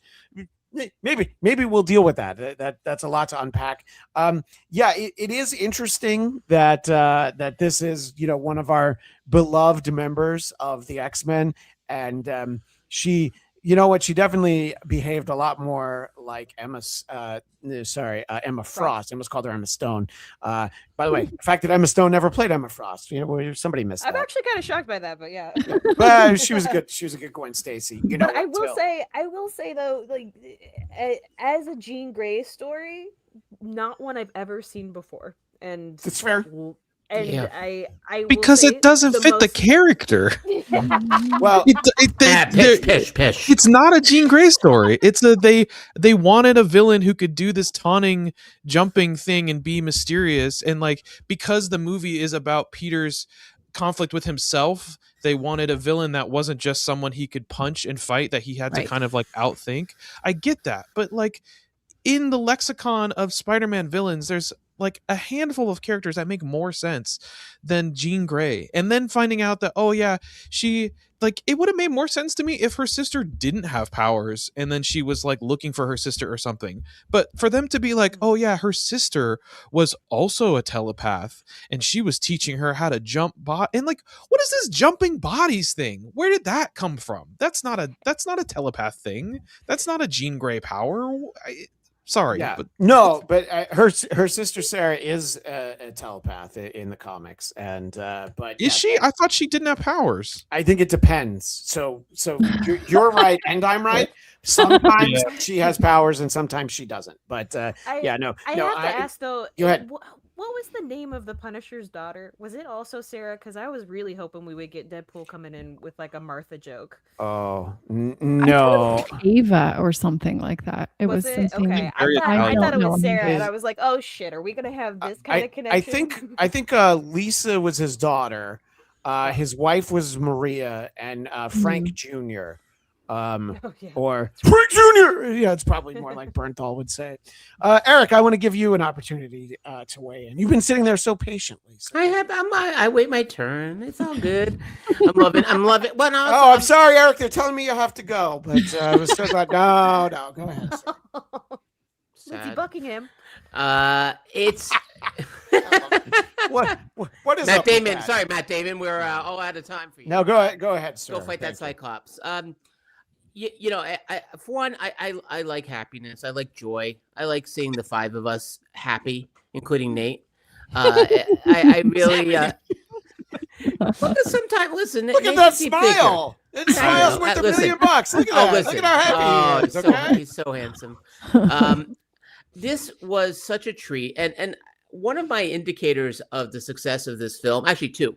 I went with my family and my wife and my younger son, who some would describe as slightly emo with better hair. Both loved it. And watching my wife's reaction to this was especially gratifying for me because she was so into it and just so like emotional at times in ways that was just like, it was something really kind of like just like genuine about her reaction. Cause she's got the patience of a sage. She's got 2 boys, hairy dogs, hairy husbands. So she goes through a lot of crap. And she doesn't even have to try to talk to you on Wi-Fi. So I can only imagine. Oh God, it's doing it again. I'm sorry. No, it's fine. It's fine. It's actually good right now. But yeah, and I think also too, one of the things that makes this really work is its balancing act. All right, so you have characters from other Marvel titles, Hulk, Punisher, and Florence Pugh. You know, Yelena, and they're used really smartly. It's more than just fan service. It's not just, hey, I wonder who's going to come by in this Russian hot tub. Well, It's none other my friend Florence Pugh. Just to interject, it's not like on the Batman 66 series where they would be walking up the building and then it's like Dick Clark pops out or Sammy Davis Jr. And you're like, right. They managed to make it fit in the story. But back to what you were saying, sir. And also, by the way, her reaction to John Bernthal is like, hey, it's the brother from the Bear, which it is. But also going so past the characters we know, there's also is it Liza Colin-Zayas, who is also from The Bear, and then Tremel Tillman from Severance. Mr. Melchick, yes, Mr. Melchick. Oh, yeah. And so the use of supporting cast in this was terrific. This is such a confident storyteller. And what we were just talking about in X-Men, and if you missed our discussion of X-Men, please click below. Or wherever the hell it is, somewhere out there. We talked about how like it's sometimes a little bit of an ADHD storytelling where it goes too fast. This one, I love the patience. I love that it was not as multidimensional. It didn't feel the need to like pull things from everywhere. I do feel seen in that I brought up. I think it is going to be Jean Grey, and I got mocked and chastised in this very StreamYard room by some of the people here. It was just me. Right. Yeah. Oh, it was just you. No, yeah. No, it was just me. Yeah. I still think it was a stupid way to introduce her. Yeah, possibly. But you know what? If it gave us Sadie Sink and it gave us a nice little bond between 2 characters who I imagine will be around for a while in whatever MCU becomes after Secret Wars, then I think it's worth it. I think the casting was so smart, and really this is such a talented filmmaker. You could understand the action, but really it was so many of the things that I remember from this film, weirdly enough, are not the set pieces, though I do love Spider-Man almost going full Venom against Scorpion. I thought that scene was great. It also showed us what an MCU Venom movie could be, which got me kind of excited for the future. At some point we're going to get Venom here. You don't like the Venom movies as they are right now? They're so good though. Especially the third one. Yeah. About that. I do love a Tom Hardy plotline. Listen, I love what Tom Hardy does to articulation. Mm-hmm. I think I love that. He always has something blocking his face. Yeah. I mean, I'm all for that. He doesn't give you the movie you need. He gives you the movie you deserve. Yeah. Right. Of course. The Venom we really are. He's an artiste. Mm-hmm. But yeah, this was such a trip. And I liked, No Way Home. I did thoroughly enjoy, but I'm one of the few people that I think actually really liked One More Day in the comic books. And I really felt for them when they got pulled apart. And I think putting them back together the way they did it was smart. They didn't overdo it. And really, I think this Marvel, Kevin Feige are coming off looking like geniuses this week because, well, they are. Well, yeah, and I mean, listen, obviously the box office is not always an indication of the quality, but because there's been so much discussion really since Endgame and what the box office has been for Marvel movies. I mean, even as recently as last year's Fantastic Four, the fact that it made $1 billion, it was the second fastest movie to make $1 billion, second to, of course, Avengers Endgame. So there's something to be said for when people are invested in the characters and they care. Go ahead and tell the story that you think is best. And I think that they did do a good job of that. I do want to bring in some comments from the chat. Lewis Cox, Spider-Man Brand New Day is freaking epic. I loved it. Also, okay, City Sink is Jean Grey, fine, but I would have liked her to have been Firestar, but that's just, yeah, listen, that doesn't mean we're not going to ever get Firestar. And who's your casting choices for Ms. Lion from Spider-Man and His Amazing Friends? Leave those comments down below. Oh, wait, we don't have any of those comments. But I think that, you know, by the way, Nate, in case it wasn't clear, I agree with all the criticisms you had.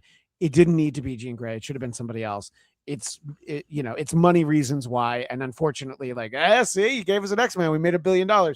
So now, Sony's, who knows what they'll ask for the next one. But I feel like there's going to be a next one. And I think that, so my wife ended up seeing it with a friend of hers, and she came back and she said that she wasn't expecting to cry as much. She figured there would be some Peter and MJ stuff, but she just wasn't ready for Aunt May. And I was not ready for Aunt May to even be in this movie. Quick shout out to Marissa Tomei, because when I saw her tombstone, I was like, she's not 60. And I looked it up. Marissa Tomei's 61. God bless her. Okay. You want to talk about the external. Okay. Yeah. Good for her. Fine wine, that one. Mm-hmm. But the way that they're able to use her to have Aunt May in this and have her be such an important part. And I mean, just giving Jean a hug. Katie, go ahead. I can tell you're starting to feel it again. As Linda Richmond used to say on Coffee Talk on SNL, you're getting a little verklempt. I'm getting verklempt. I am. No. So much Yiddish today, Christian. What have I done to you? You invited him for Seder. Okay. Dude, that scene was one of the just best. And I agree, Nate, I had some issues with some of the pieces in this. First of all, when Shmel Tillman showed up in the commercial, I was like, okay, he's a bad guy. Fucking obviously. But, I'll just interject. I just thought he was gonna throw parties in the hallway and everybody was gonna get to celebrate. So I was a little let down. For everyone. Yeah, I was a little let down that we didn't get the waffle parties. But anyway, back to what you're saying. But I also thought the hand being the helpful Honda people. To the DOCC. I was like, okay, I don't know about that. But all that aside, when it came to that Aunt May moment with Sadie Sink, oh my God, I was like, this is exactly what this version of Jean Grey, this version of this character being introduced to this character really needed. It was just someone who did not turn her away and treated her the way that we've seen Peter be treated by Aunt May throughout these movies, throughout this whole journey, and how having that is such an asset to Peter. And then we get that beautiful line from the Hulk of why would you want to suppress something that might need to express itself?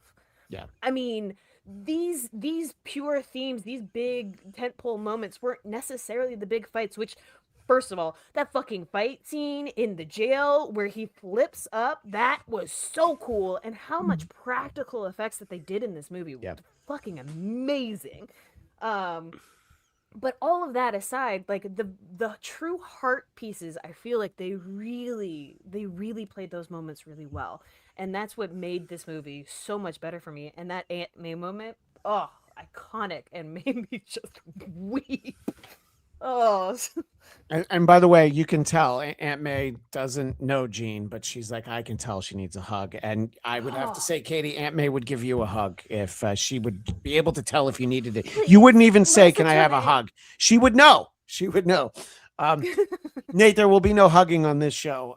But I wanted to get your thoughts on the importance of Aunt May as a character. Despite the fact that she's now been dead for 5 years, she's still this important at the center of who Peter is. The fact that he's the kind of guy who, listen, could probably get away with saying like, oh yeah, when Jean was mind controlling you, I totally made out with you. He didn't have to do that, but he's the kind of guy who's like, listen, I think you should know this. Now, granted, it was a plot point, but it still shows who Peter is. Your thoughts on Aunt May looming so large over a movie that we had no reason to expect she'd even be in. I knew she was going to appear in the film, so it really was not that much of a surprise to me. She was at all the premieres too, which helps you be like, oh, she's going to be in it. I just figured, like, even if she died in the last one, like, there's going to be some type of like she is, in this series, the Uncle Ben and the Aunt May, right? Like she fills both roles. So you, especially doing like a one that's more focused on his internal struggle, like she's going to appear at some point.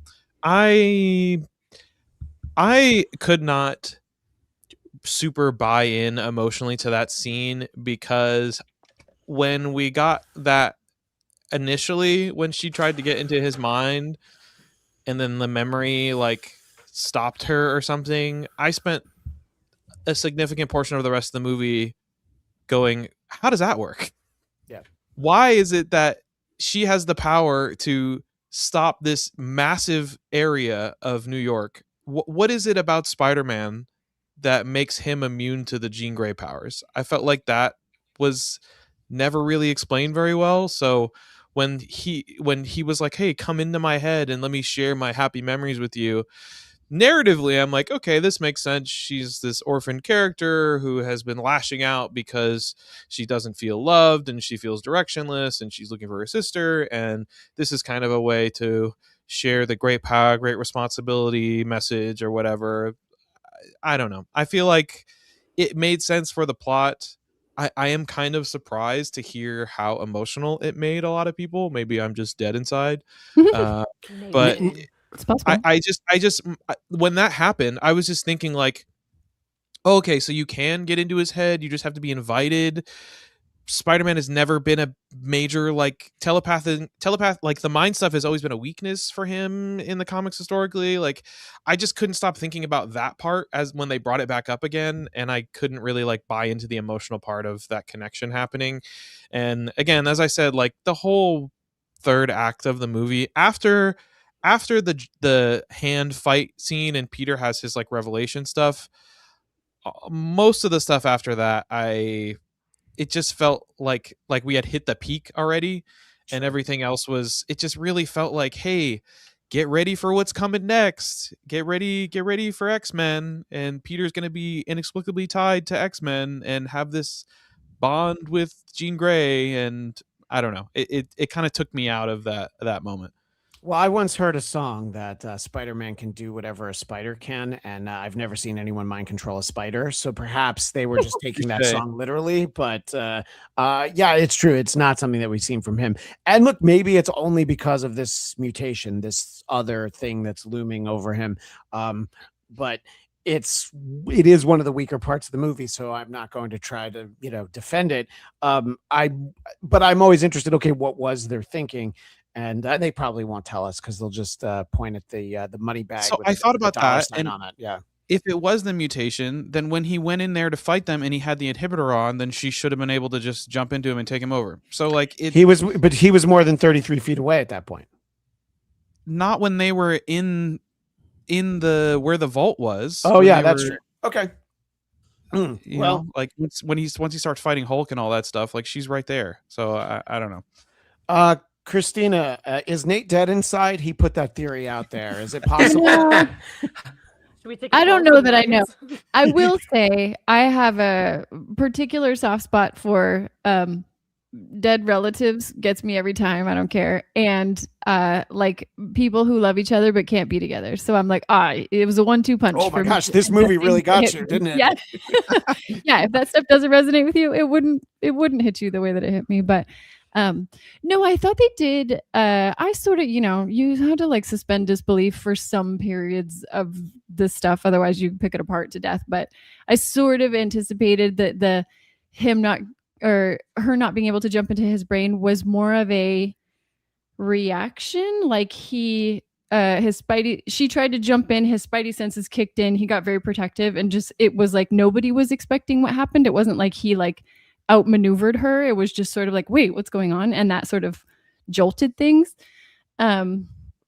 Why she never revisits again, I don't know. Maybe it's just we're just leaving that alone until later when she wants to get back into his brain, and sort of like now we're bookending this whole commentary. But I thought the use of Aunt May was really nice to show why Peter is how he is, because he got that love and he had been receiving that love so consistently. I thought it was really, we were jumping to a lot of conclusions as to why that would just immediately snap Jean out of it after she had been doing everything she was doing, making all these decisions, chasing her sister down for an extended period of time. And it just took one, like, I believe in you, to undo all that. That felt a little tacky. And I knew what they were trying to do, but also I was like, ugh. But again, I didn't love their use of Jean Grey. I thought they were trying really hard to like make her morally grayness acceptable. Yes. By showing her arc, Well, but I just thought her arc wasn't enough for me. I think you'll appreciate what you just said, Christina. Her name is Jean Grey, so obviously there's a lot of questions there for that. But yeah, no, I agree with really with everything everyone's saying. It's hard to sort of pinpoint the things. The things that I feel like, okay, that doesn't necessarily work. I also saw it 2 times. By the way, the second time I saw it was a Sunday at 10 p.m. and every seat was filled, and I could not believe how busy the movie theater was. Yep. So I will say, I think I went to 3 movies that weekend, and humble brag. I know, right? It was a Get it, good girl. birthday week. I'm just gonna say, but I went to Avatar, Aang, and then I went to Spider-Man: Brand New Day, and then I went to Odyssey the next day. And every single theater that I was in, every seat was filled, and I've not seen that in so long. And like even pre-pandemic times, like that was pretty rare. But like like having that experience out there in the movie theater was probably one of the reasons why I got so hyped up by these movies this weekend, because it was like it was a shared experience. It must have been weird seeing Avatar, because you were seeing a movie in a theater that didn't have Tom Holland, Zendaya, and John Bernthal in it. You know, I will say it was weird, but don't worry. The couple next to me could not stop talking the entire movie because apparently someone didn't see any of Avatar: The Last Airbender, which. I thought you were happy to see the movie with my wife and I. What's wrong? You invited us, Katie. Next time, do your homework, Eric. Yeah. Eric, I want to get your thoughts on Aunt May. I know that despite your rugged Marlboro man-like exterior, that you are an old softie. Talk about Aunt May being the emotional center for Peter. Right. Well, I mean, we're talking about our feels, right? So mine include anytime someone's animal DNA starts to overtake their human DNA, and then anyone from the movie Untamed Heart, which Marissa Tomei was. So, Ayo. yes, good pull. Marissa Tomei. It was, I think, a smart use of her. It's a good. You're making very good points. Like, yeah, she's kind of messing with, Jean's messing with a whole lot of Manhattan. And seems to be okay doing it and putting people's lives in line, and possibly a few people got killed along the way. By the way, let's be honest. How good were they? Yeah, it's all right. The stuff she did, is not going to be without consequence. So you're right. It's like, well, we're kind of forgiving in the way, like, help me take my mask off, Luke, and then he takes it off, and he's just an old, wrinkly man there, and you're kind of like, oh yeah, you killed a lot of children, but like a lot of children. But you're cool. Yeah, I mean, you seem nice. But you had a head wound. I guess it's all okay. Continue, please. I just, our Oh, audio and- audience doesn't know anyone's laughing. So And the star of the Pump Up the Volume, of course. Mhm.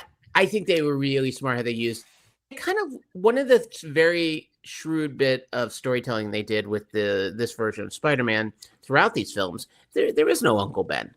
Yeah. And I think Mhm. like that is great. And so that moment when she says the famous line about, responsibility, I remember people in the theater were like, "Oh," and that was in the last film. So I think like she is so important to Peter, and she's like his tie to the past. He's reuniting with his past. So I found like it made a lot of sense to include her. And it hit. And yeah, one hug solving all these problems. I don't know, Nate. If you're dead inside, I don't live far from you. I'll come over anytime, Try a hug. whether you're awake or not, and would be happy to share this with you. Whenever Eric's given an opportunity to make it creepy, he Not creepy, loving, loving. Yeah. loving. Taking More a than taking a skin. step Little back, I think the key to Peter is sort of one of the things that we see for some of the most beloved / as we view them, good characters, and that's their upbringing. He has Aunt May, Superman has the Kents, Batman, he had Michael Caine raising him, and that's never going to end well. I'm sure there's better examples for when that does and doesn't work. All of the X-Men being either orphans or kicked out of their homes, So I think the reinforcement of the actual love that he got at home from Aunt May, and in the comic book version, Uncle Ben. And by the way, I saw this in the chat. Casey Cat 7500. Okay, you've all convinced me. I'll go see it. Listen, I mentioned that it's like all the spoilers and everything. So, and there are those people who are like, they don't care about the spoilers. They want to hear about it. There are people who are like, no, tell me what the spoilers. Like, just go see the movie. It's all right. You'll get the opportunity. It was almost like I didn't get anything technically spoiled for me, but it was also kind of like there was a lot of assumption that like turned out to be true, like who certain characters were and whatnot. But it didn't matter because the way it was shot, the way it was filmed, the actors. I mean, that scene between Zendaya and Tom Holland in Barenthal's little submarine or whatever, they took their sweet time with that. Yeah. And like that's something that, X-Men 97 could definitely learn from. But boy, I mean, you wouldn't have that conversation. I mean, when she had like that, it's the perfect midpoint as far as I remember of when she discovers the letter. And oh, what a gorgeous scene of really phenomenal actors in their best years of acting right before they got married, I guess, and right after coming off of the Odyssey. Yeah. It was a treat for a Marvel movie that we don't really get in other Marvel movies.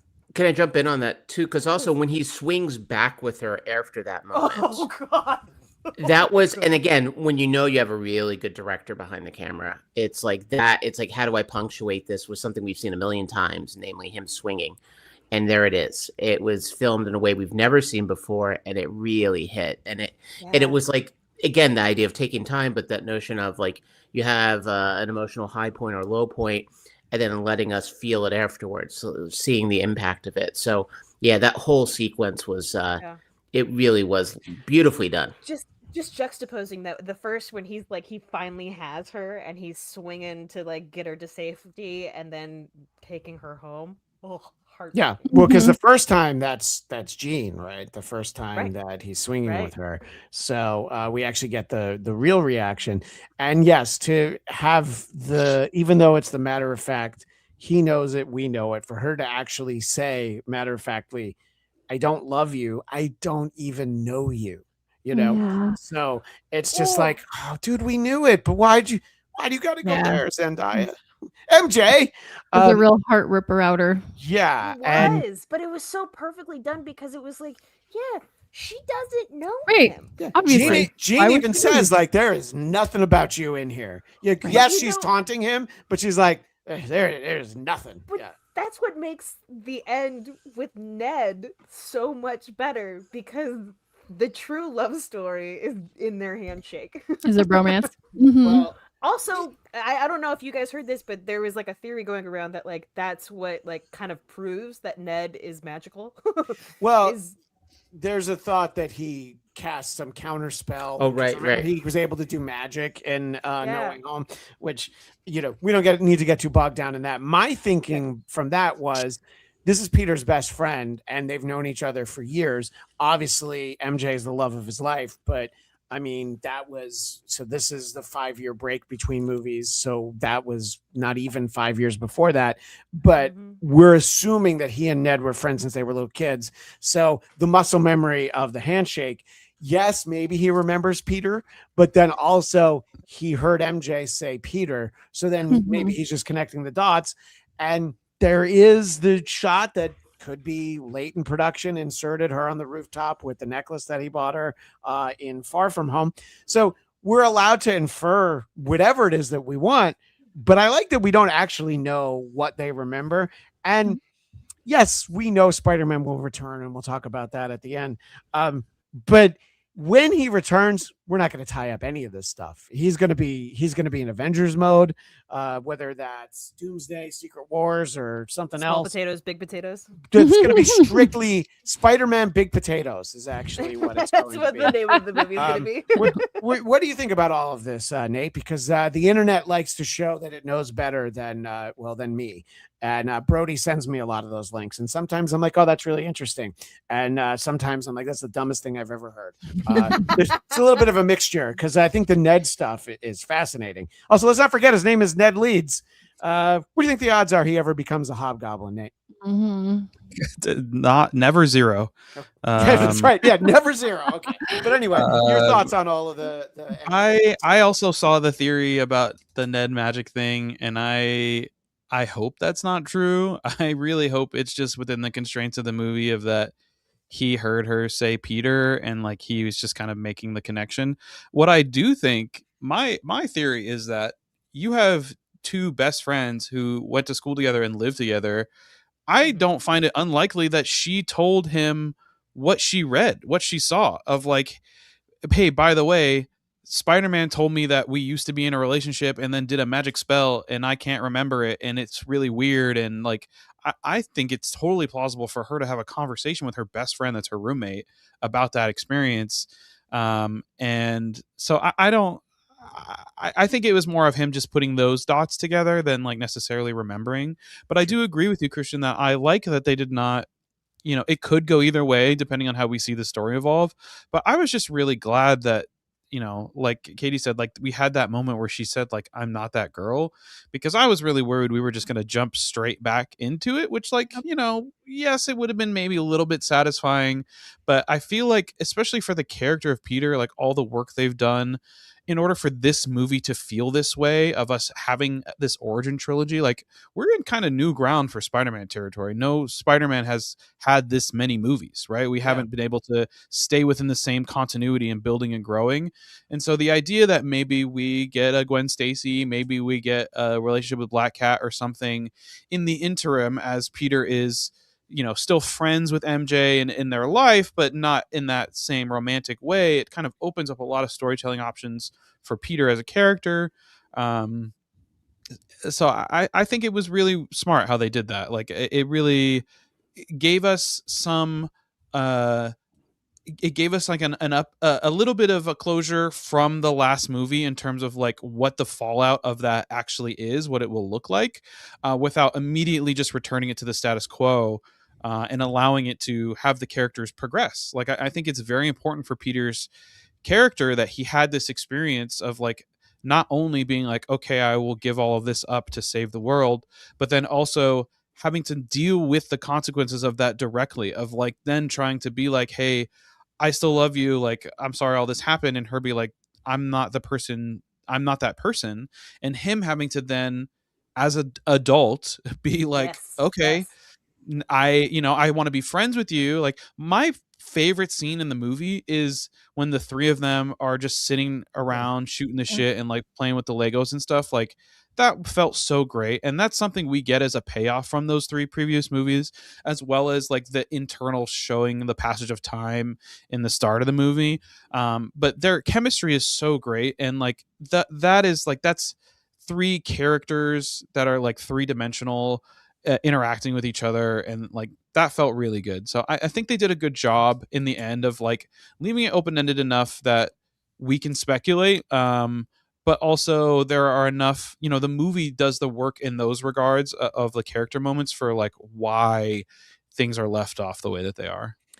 Yeah, no, I agree, and especially the fact that she doesn't do kind of an about face and bring it back to being the MJ that he knew. Christina, are you glad that it wasn't sort of the instantaneous whiplash transformation? And I know you like my current references of Stefan Urkel back into Steve Urkel. Are you glad that we didn't That get one that? I get. Yeah, No, okay. that one. That's the reference. I'm trying to young it up a little bit Freshen it up. for I your demographic. But yeah, please. Yeah, so I realized on the second watch, which everybody who pays attention was probably like, yeah, obviously. I realized on the second watch that when he is like, he picks up MJ and he's swinging with her to head over to Frank's area, that she wasn't scared, which like is an indication that it's because she wasn't her. I wasn't even paying attention to that until he took her home and she was scared again. And I was like, oh yeah, that was my marker, and I just didn't get a beat on it. And in that whole scene where they're on the rooftop and she's putting it all together and I found myself being like, oh, okay, it's gonna happen. Like, we're waiting so long, it's gonna happen. And then when the character's like, ugh, MJ would barf, I was like, oh no, that's fair. Like, you're right. Like, that shouldn't happen that way. And I like had let myself sort of buy into the love story thing, but I really liked that it was like, no, that doesn't make sense. That's not real life. It was the perfect like turn, and I had suspicions that it was Jean that was in there, but like until she said, "Ugh, MJ would barf," what a great line, because she fucking would. Right, She I know. I was hate like, that, and that was such a true moment to give honor to each of the characters and how they've been played. Like, Zendaya's played MJ unlike anyone I've seen play MJ, and I love it because it seems more befitting of the character and the circumstances. Mm-hmm. Yeah, no, go ahead. Sorry, go ahead, Christina. No, I loved that they didn't make it clean. They didn't make it easy. The awkwardness of him taking her home afterwards was just like fucking spot on. After you've had your heart ripped out, it's like, oh, well, you still have to be a decent human being. Like, what's he gonna do? And the intention with which they use the music, because in that scene where she's like, I don't even know you, it was just scratch. There's no music. There's no sound design. There's no nothing.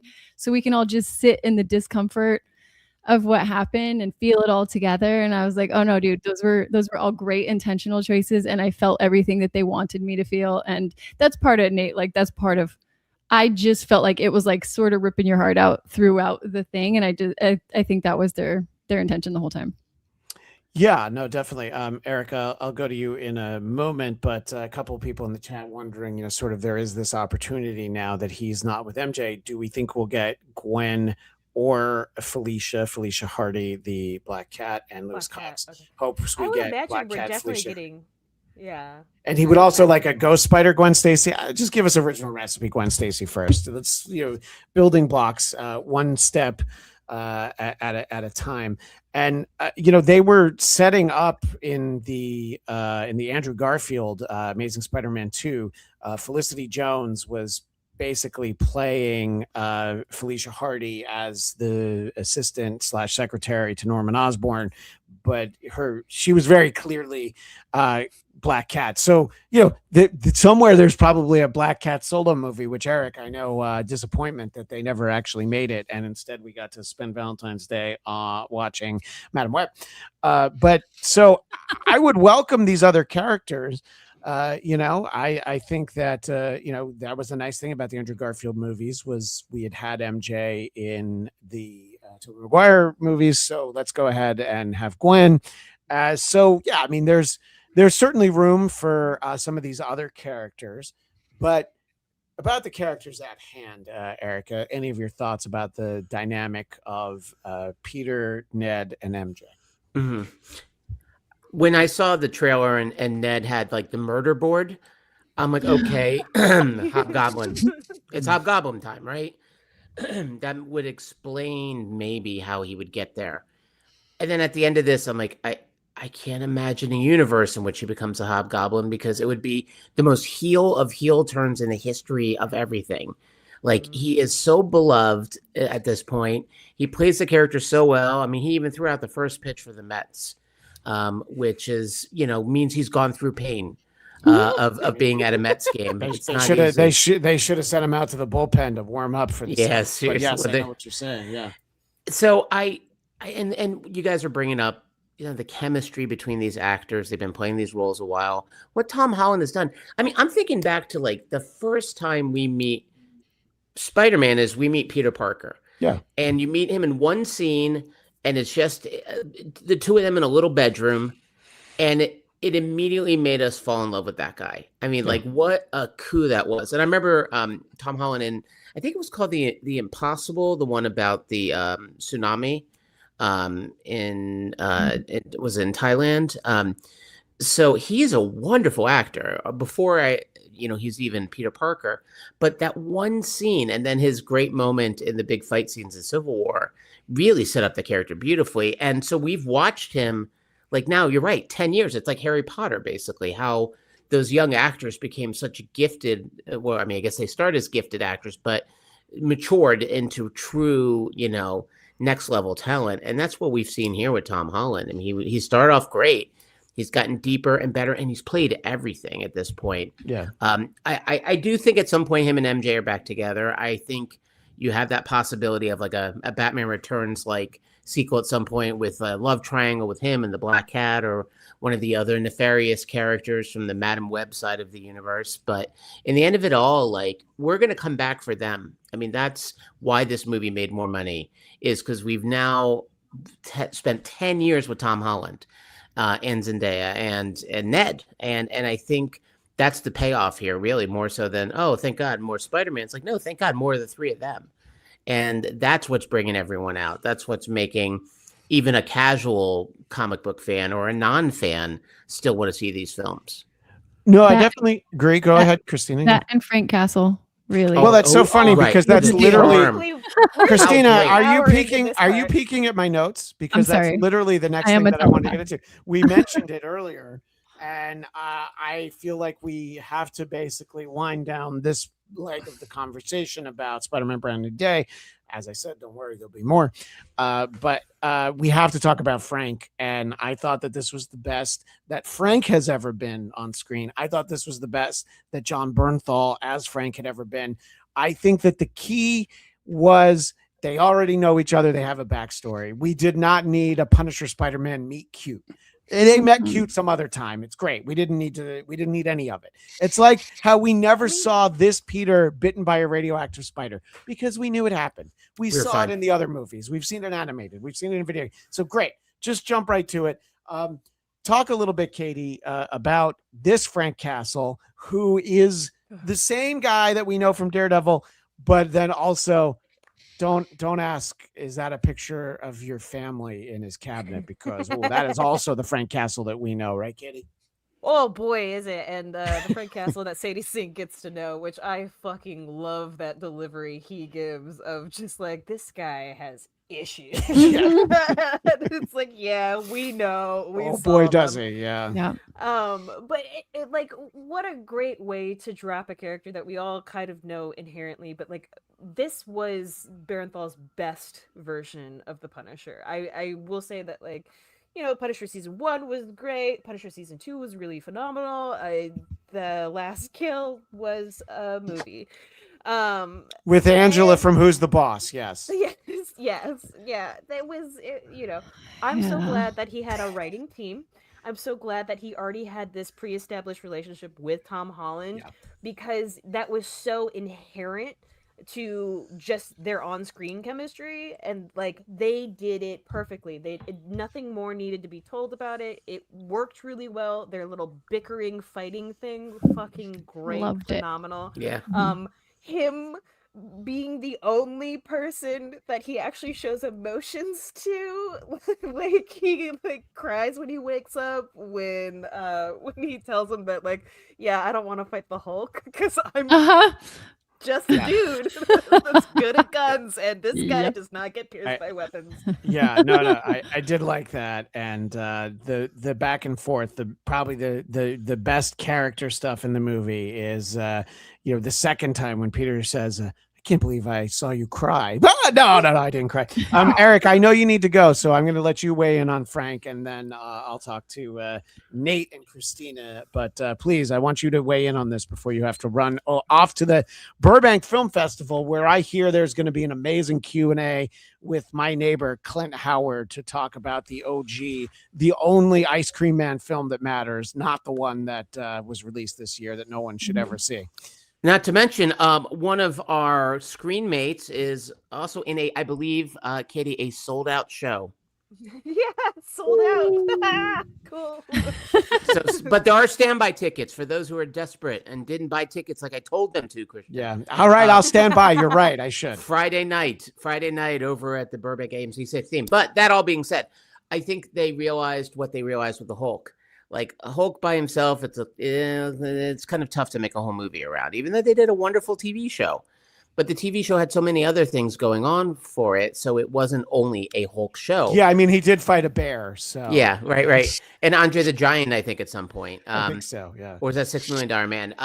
But here, I think, it's like you need a little bit of sugar with the spice, and I think that was a perfect use of the Punisher. I was sad the Punisher's stunt double didn't show up in this. If you remember, he had that great role in One Last Kill. Yes. I was really sad by that, but I think it reminds us John Bernthal could be a charming MFer when given that chance. And even the Punisher can have a certain amount of very dark charm. And I think this movie spoke to his strength. And it also made us really want to see more of him, to see him team with others in the way that this is the thing I think that is also the future for Marvel, is less about the event movies featuring 75 different actors, get more into the team ups, which is something I know a lot of us who read the comics would always love. So, if we get more Punisher back, more Hulk back with Spider-Man, great, because it really is the interplay between them. And Tom Holland has shown time and again what a great dance partner he is on screen with all sorts of actors. So I'm here for it. But thank you guys. I will see one of you at least tomorrow at their sold out screening. And always a pleasure seeing the rest of you as well. I'm gonna try to make it to both, but I can't say no to Clint Howard. So some would say the most talented member of the Howard family, and including Mo Howard, including. Thank you, Eric Connor. And I do want to continue talking about Frank. Daniel Drew does have this point for one of the most amazing moments. One of the great little mini performances within the performance is after Frank makes the shot and realizes that, I didn't get the person that I wanted to. I shot Peter. That is some Spidey senses. Right, exactly. He did the most Spider-Man thing ever. So Nate, I don't know for sure, your affinity for the Punisher character. For me, it's rooted in, I was 9 in 1985 when the first Punisher miniseries came out. And, so we're talking like the height of, the most amazing blockbuster action movies ever made in human history. So I was like, oh my God, I love this guy. He just shoots everybody. But then you scratch beneath the surface, you're like, oh, wow, this guy's story is so sad. The pain inside of him. And we get to see the different sides of him. He's never been this funny before. I hope that this isn't like with Thor and Hulk, that all of a sudden they became funny after Ragnarok. But what did you think of Frank in this film, Nate? I was really apprehensive coming off of One Last Kill, but I do think with a strong script and good direction, it is a good depiction of Punisher. I'm conflicted because like I do want more Spider-Man stuff in Spider-Man and not just like, hey, remember this guy? Hey, don't you like this guy? But I'm conflicted because Spider-Man and Punisher teaming up does make sense within like the Spider-Man world, especially for like a more grounded story. I think he definitely benefited, as I said, from the direction. Like the action sequences were so great that it really helped to show like what Bernthal can do in the role when it's, you know, really being treated with care, and the action pieces are like well thought out. My favorite moment was the part, you know, in the sub when he's talking about like, you know, you don't want to be like me. This is a punishment, basically, kind of a thing. Like that is kind of more the direction I want them to take the character rather than kind of what we've seen him express more recently. So, you know, I'm cautiously optimistic about seeing Bernthal's Punisher more. I don't know if it's quite wiped away the stain of One Last Kill for me. But I do think like the chemistry between Tom and him is like, it is palpable. Like you could tell on screen that they have worked together and that they were able to like read each other and respond to each other really well. The ending again, like I'm conflicted because we're getting this callback to the first appearance of Punisher, right? When he's got Spider-Man in his scope, and like all this stuff like kind of makes sense. And it was a cool way to connect that to the story and the characters that they've developed. But also I just don't see, it's just very conflicting to have Frank be like, oh man, like I'm sorry that I shot you. Like Frank should have been like, you got in the way. All of those people were being held. You couldn't see the scope of the damage because you were so close to it, and I did what needed to be done to stop it. Like I don't think that Frank is a character that would go, damn, I shot Spider-Man, that was a mistake, I shouldn't have done that. I think Frank is a character that is like, well, the problem was solved, you know, not the way that I intended to solve it, but I did something and then now the problem went away. So I think there's a little bit of whiplash. Like I do agree with you, Christian, of like some of the early scenes of him being funny where like it's Peter being funny and Frank is the straight man, and so that playoff is funny. But then at the end of like the crying thing and then him doing the grunts as Spider-Man in the window, like when I first saw it I was like, oh, that's funny, and then thinking about it later I was like, ah. So I think there's a little bit of inconsistency with the character. You know, maybe that's just because it's a Spider-Man movie, so it's a little bit more directed towards kids or something, and there has to be like a good moral. But I think if I had written it, I would have had the ending be a little bit more of him, you know, because like you almost walk away from the movie thinking like, wow, like Punisher's changed. He's going to start using non-lethal bullets and not like shooting every answer. But like that, I don't think that is the direction they're going to go in, nor does that really make sense for the character.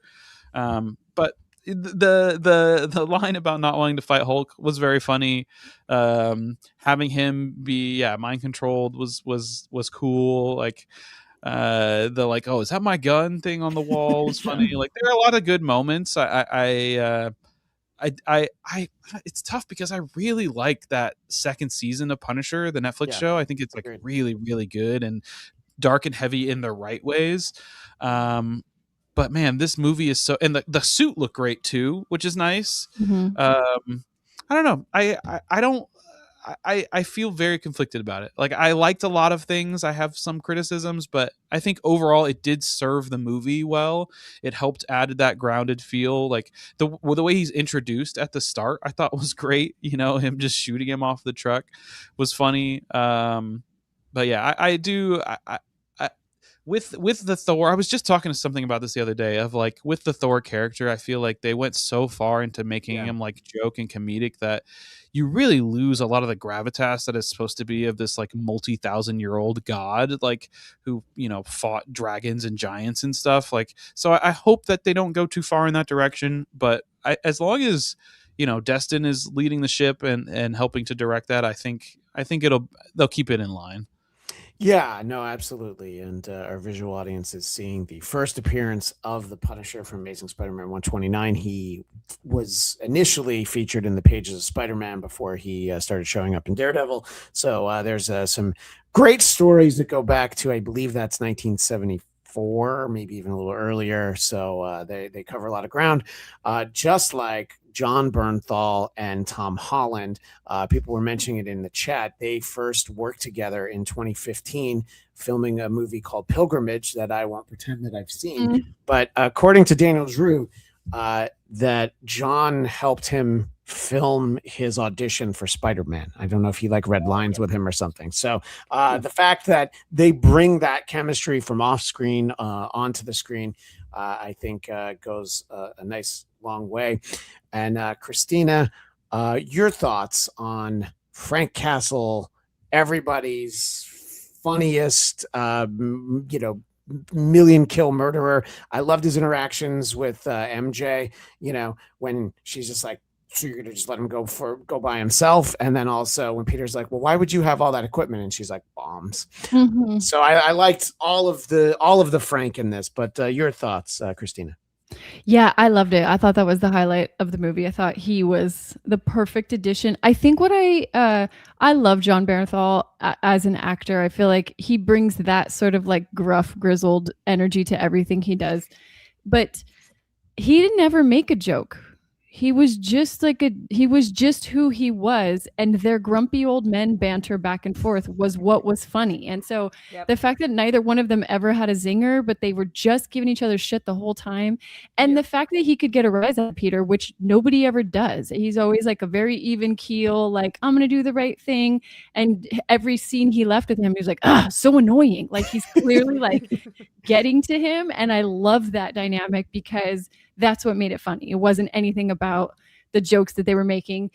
My read on when he was crying in the hospital, I had 2 thoughts about it. I'd never like when you finally get the guy who's like the big gruff guy starts crying, and the first thing is like, are you crying? Because then immediately like, okay, way to make it like just accept that they're crying. You don't have to point it out and sort of mock it. Didn't love that. But he said it right after, it happened right after he said, that's the bravest thing I've ever seen. And so I thought it was more of a respect sort of thing, more so than like I fucked up. I'm sorry about that. Because I think he was sorry it happened. But everything he does is intentional. So I think it was more of like, wow, you're braver than I thought you were. And that makes me respect you. And because of that, I'm sorry that this all shook out the way that it did. Yeah, no, definitely. And I thought that, there's so many layers to their interaction. One of my favorite things is when Gene's looking at the security footage and they're bickering, but we can't hear any of it. It's all just, the two of them yelling at each other. We've been talking about this movie for more than an hour. And as I mentioned, there'll be another conversation. I believe it'll be Sunday at 2 p.m. Eastern, 11 a.m. Pacific with some other friends. And that will be the last one. So, 3 is the max for talking about movies, but TV shows, it goes on and on and on. But I do want each of us to weigh in on that end credit scene, and then we'll say goodbye. The spider tracker showing Spidey somewhere in space and just letting us know that Spider-Man will return. Any thoughts, Katie? I mean, I thought we were gonna see what happened on Staten Island, but Battle World. Okay, is it not? Are we? I was kind of mad that I stayed through the credits. Yeah. All right. Christina, did you stay the second time? We did, but only because we had people who hadn't seen it before. Yeah, I almost left the second time, and I'm like, no, I'm going to see if I missed anything. Spoiler, I didn't miss anything. No. But anyway, sorry, Katie. No, it was literally, I wouldn't stay for the next time if I see that in the movie. So people are also wondering, it's another Spider-Man. Could it be Miles Morales? And Andrew Garfield has been asked, hey, is it going to be you? And he's like, what? No, I was in that other movie, but But people, the internet likes to internet and have its theories. What did you think of that end credit scene, Nate? I was also upset that I stayed for that. It made me make post credit scenes great again, is what I'm saying. Yeah. Like come on. Like it was such a nothing burger. Like they didn't have to shoot anything. Someone just did some graphics. It wasn't clear we already know he's coming back. It was all of it was just like, It's also vertical. you know, you're gonna put all this groundwork into establishing Jean Grey and that mutants exist, even though you're not going to say anything about it, and then send her upstate and all that, and not give us a shot of Xavier Institute. And I know that they can't, because all of that stuff is going to change. They have, you know, Right. they don't want to nail themselves down to anything because they have shot themselves in the foot a bunch of times. But like even more of like, you know, like the shawarma eating thing of like just a little thing at the end that is a shot of the actors in the movie doing something related to the movie would have been on nice. Staten Island and figuring out Like- what the hell happened. I don't know, I don't have like- any like actual need to see what happened on Staten Island, but I was like, I feel like that was a good setup to have a cutscene to Staten Island. But yeah, or even cut to them arguing about it again or something, like just anything but that. It just felt like, frankly, it felt kind of insulting. It was like, we know you're all going to stay, so we got to put something in there. And it was just like, come on. My one theory is that I don't think that is, I do think it is a different Spider-Man we're seeing, which also makes no sense, because what we understand of the Spidey Tracker is it's an app that Ned created that's based upon people reporting when they view Spider-Man. So who is out in deep space sending a signal back to Earth to this app? Like, oh, I saw Spider-Man. Like, if you're out there, you probably have better things to focus on than reporting on an app that you saw Spider-Man. His name is Uatu. He's the Watcher, and he's watching Spider-Man. He's watching all of the Spider-Men, and even Giant Daniel Drew iPhone in the sky. Even Daniel Drew. I didn't mind the Spider Tracker app, but I would have liked something else as an end credit scene. We already know he's returning. Should have been something fun and small. So, Christina, I do like how they didn't actually say what he's returning. No. That leads to conversations like the one we're having right now. Yeah. I don't think Tom Holland is going to be in Doomsday. He might be in Secret Wars. That's my guess. Yeah. Battle World thing. I think if anything, what we saw was I think that's going to be like Tobey's Spider-Man, and in one of the early montages in the movie, we're going to see an incursion and him die or something. And I think that is kind of what it's more leaning towards. But I don't know. It was very underwhelming. All right, Ladastro has this thought. Ms. Marvel was reporting it because she's in space. I think you might mean Captain Marvel, but either way. So, Christina, final thought. This is going to be on the end credit scene, which you have now sat through twice. When you go see it a third time, which, by the way, you will be able to see this movie in IMAX starting next week, because the exclusive window for the Odyssey is going to end. And they're like, great, let's go ahead and put that on everybody's Apple Watch, and let's put Spider-Man on IMAX, because we haven't been able to see it IMAX because of the Odyssey. So I'm not ruling out seeing it a third time, but it's got to be IMAX. So when you go for a third time, you don't need to stay for the end credits, do you, Christina?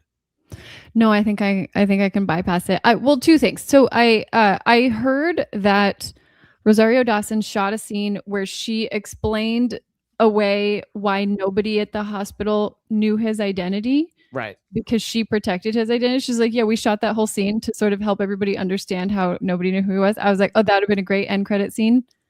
They just cut it, left it alone. But I don't know anything about the whatever it is. When I saw the end credit scene and he leaves Earth and it's like the 3D discoloration thing, I just immediately thought Into the Spider-Verse, because so much of that movie has this like, I don't even know how to describe it, but like the graphics have that effect to them. And so I immediately was like, oh, Miles Morales, there's going to be some sort of something, but why he would need to leave Earth for that, I don't know. So your guess is as good as mine, but I was annoyed that I wasted the time. You know what? It'll probably be a team up with Rocket Raccoon, and that's what everybody wanted. Yes, it was at the hospital she worked at. Rosario Dawson has said that they shot it, and at least according to an interview or an article that I read, she said it. I didn't actually see video where she says it, but that would have made sense. But what doesn't make sense is that end credit scene, and I guess we'll be guessing, and we'll see in Doomsday if he does show up, if any Spider-Man show up in there. But yes, and the reason they didn't tell us when Spider-Man will return is because they don't want us to know, and they want us to talk about it. But talk about it, we've talked so much about Spider-Man Brand New Day, and I want to thank our all-star panel for being here for as long as they have. Eric Connor, of course, Count Eric Connor. Check out the Burbank Film Festival if you're in Southern California. Even if you're in Northern California, go ahead and drive a few hours. If you're in Arizona, drive from there too. Everybody else, just check out Sunday's episode of this show where we will be talking about Brand New Day for one more time. And then on Wednesday, the season finale of season 2 of X-Men 97. You will see the 4 of us and David Brody. So, stay for the 4 of us, and you will see that. And we'll have some interesting things for after that, but that's what we've got there. Katie Hampton, thank you so much for being here all this time. Let everyone know where they can find you. You can always find me at ElSassyPants, ElSassysYPants on all the socials. And you can see me tomorrow night at the Burbank Film Festival in my film Zeba, which is nominated for Best Horror Thriller of the Burbank International Film Festival, which is wild. Yeah.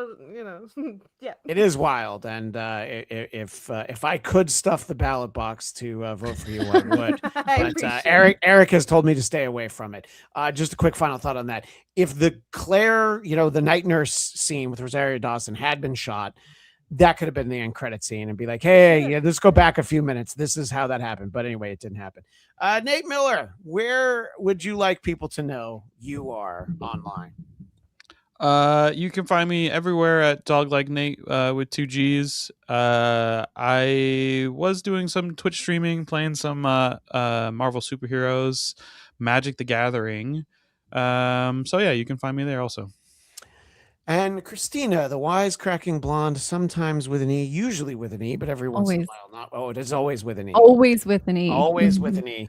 Yes. You have been doing a great job, you and your husband Phil, putting together some of the footage from San Diego Comic-Con.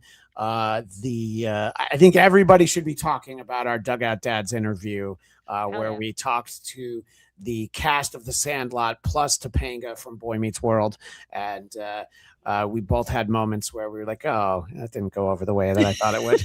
For a 10-minute interview for us to each have one of those, it's like, oh. I will tell you, that's the joy of being the editor. Is I'm like, whoop, nobody will ever see that. So just mine is in there. Thanks. I left all yours. That's fine. No problem with that. So they can find that on the Geekscape channel, and of course on the WIsecracking Blonde channel, and follow you on social media. Yep. Did I leave it? I talk about the show you do that I didn't.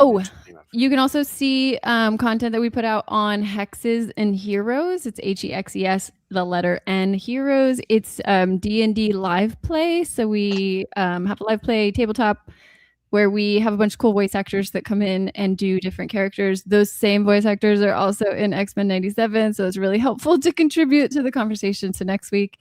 But if you like D&D live play, then check that out as well. And I didn't know this. Daniel Drew, it was cool. We got Tombstone for 3 seconds in this movie, and nice that it was the same actor for Tombstone as in the animated Your Friendly Neighborhood Spider-Man. I had no idea, actually. Agreed. So that is actually very cool.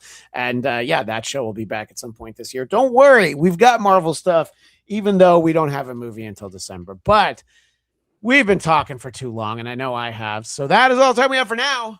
But as a great Stan Lee would say, Excelsior!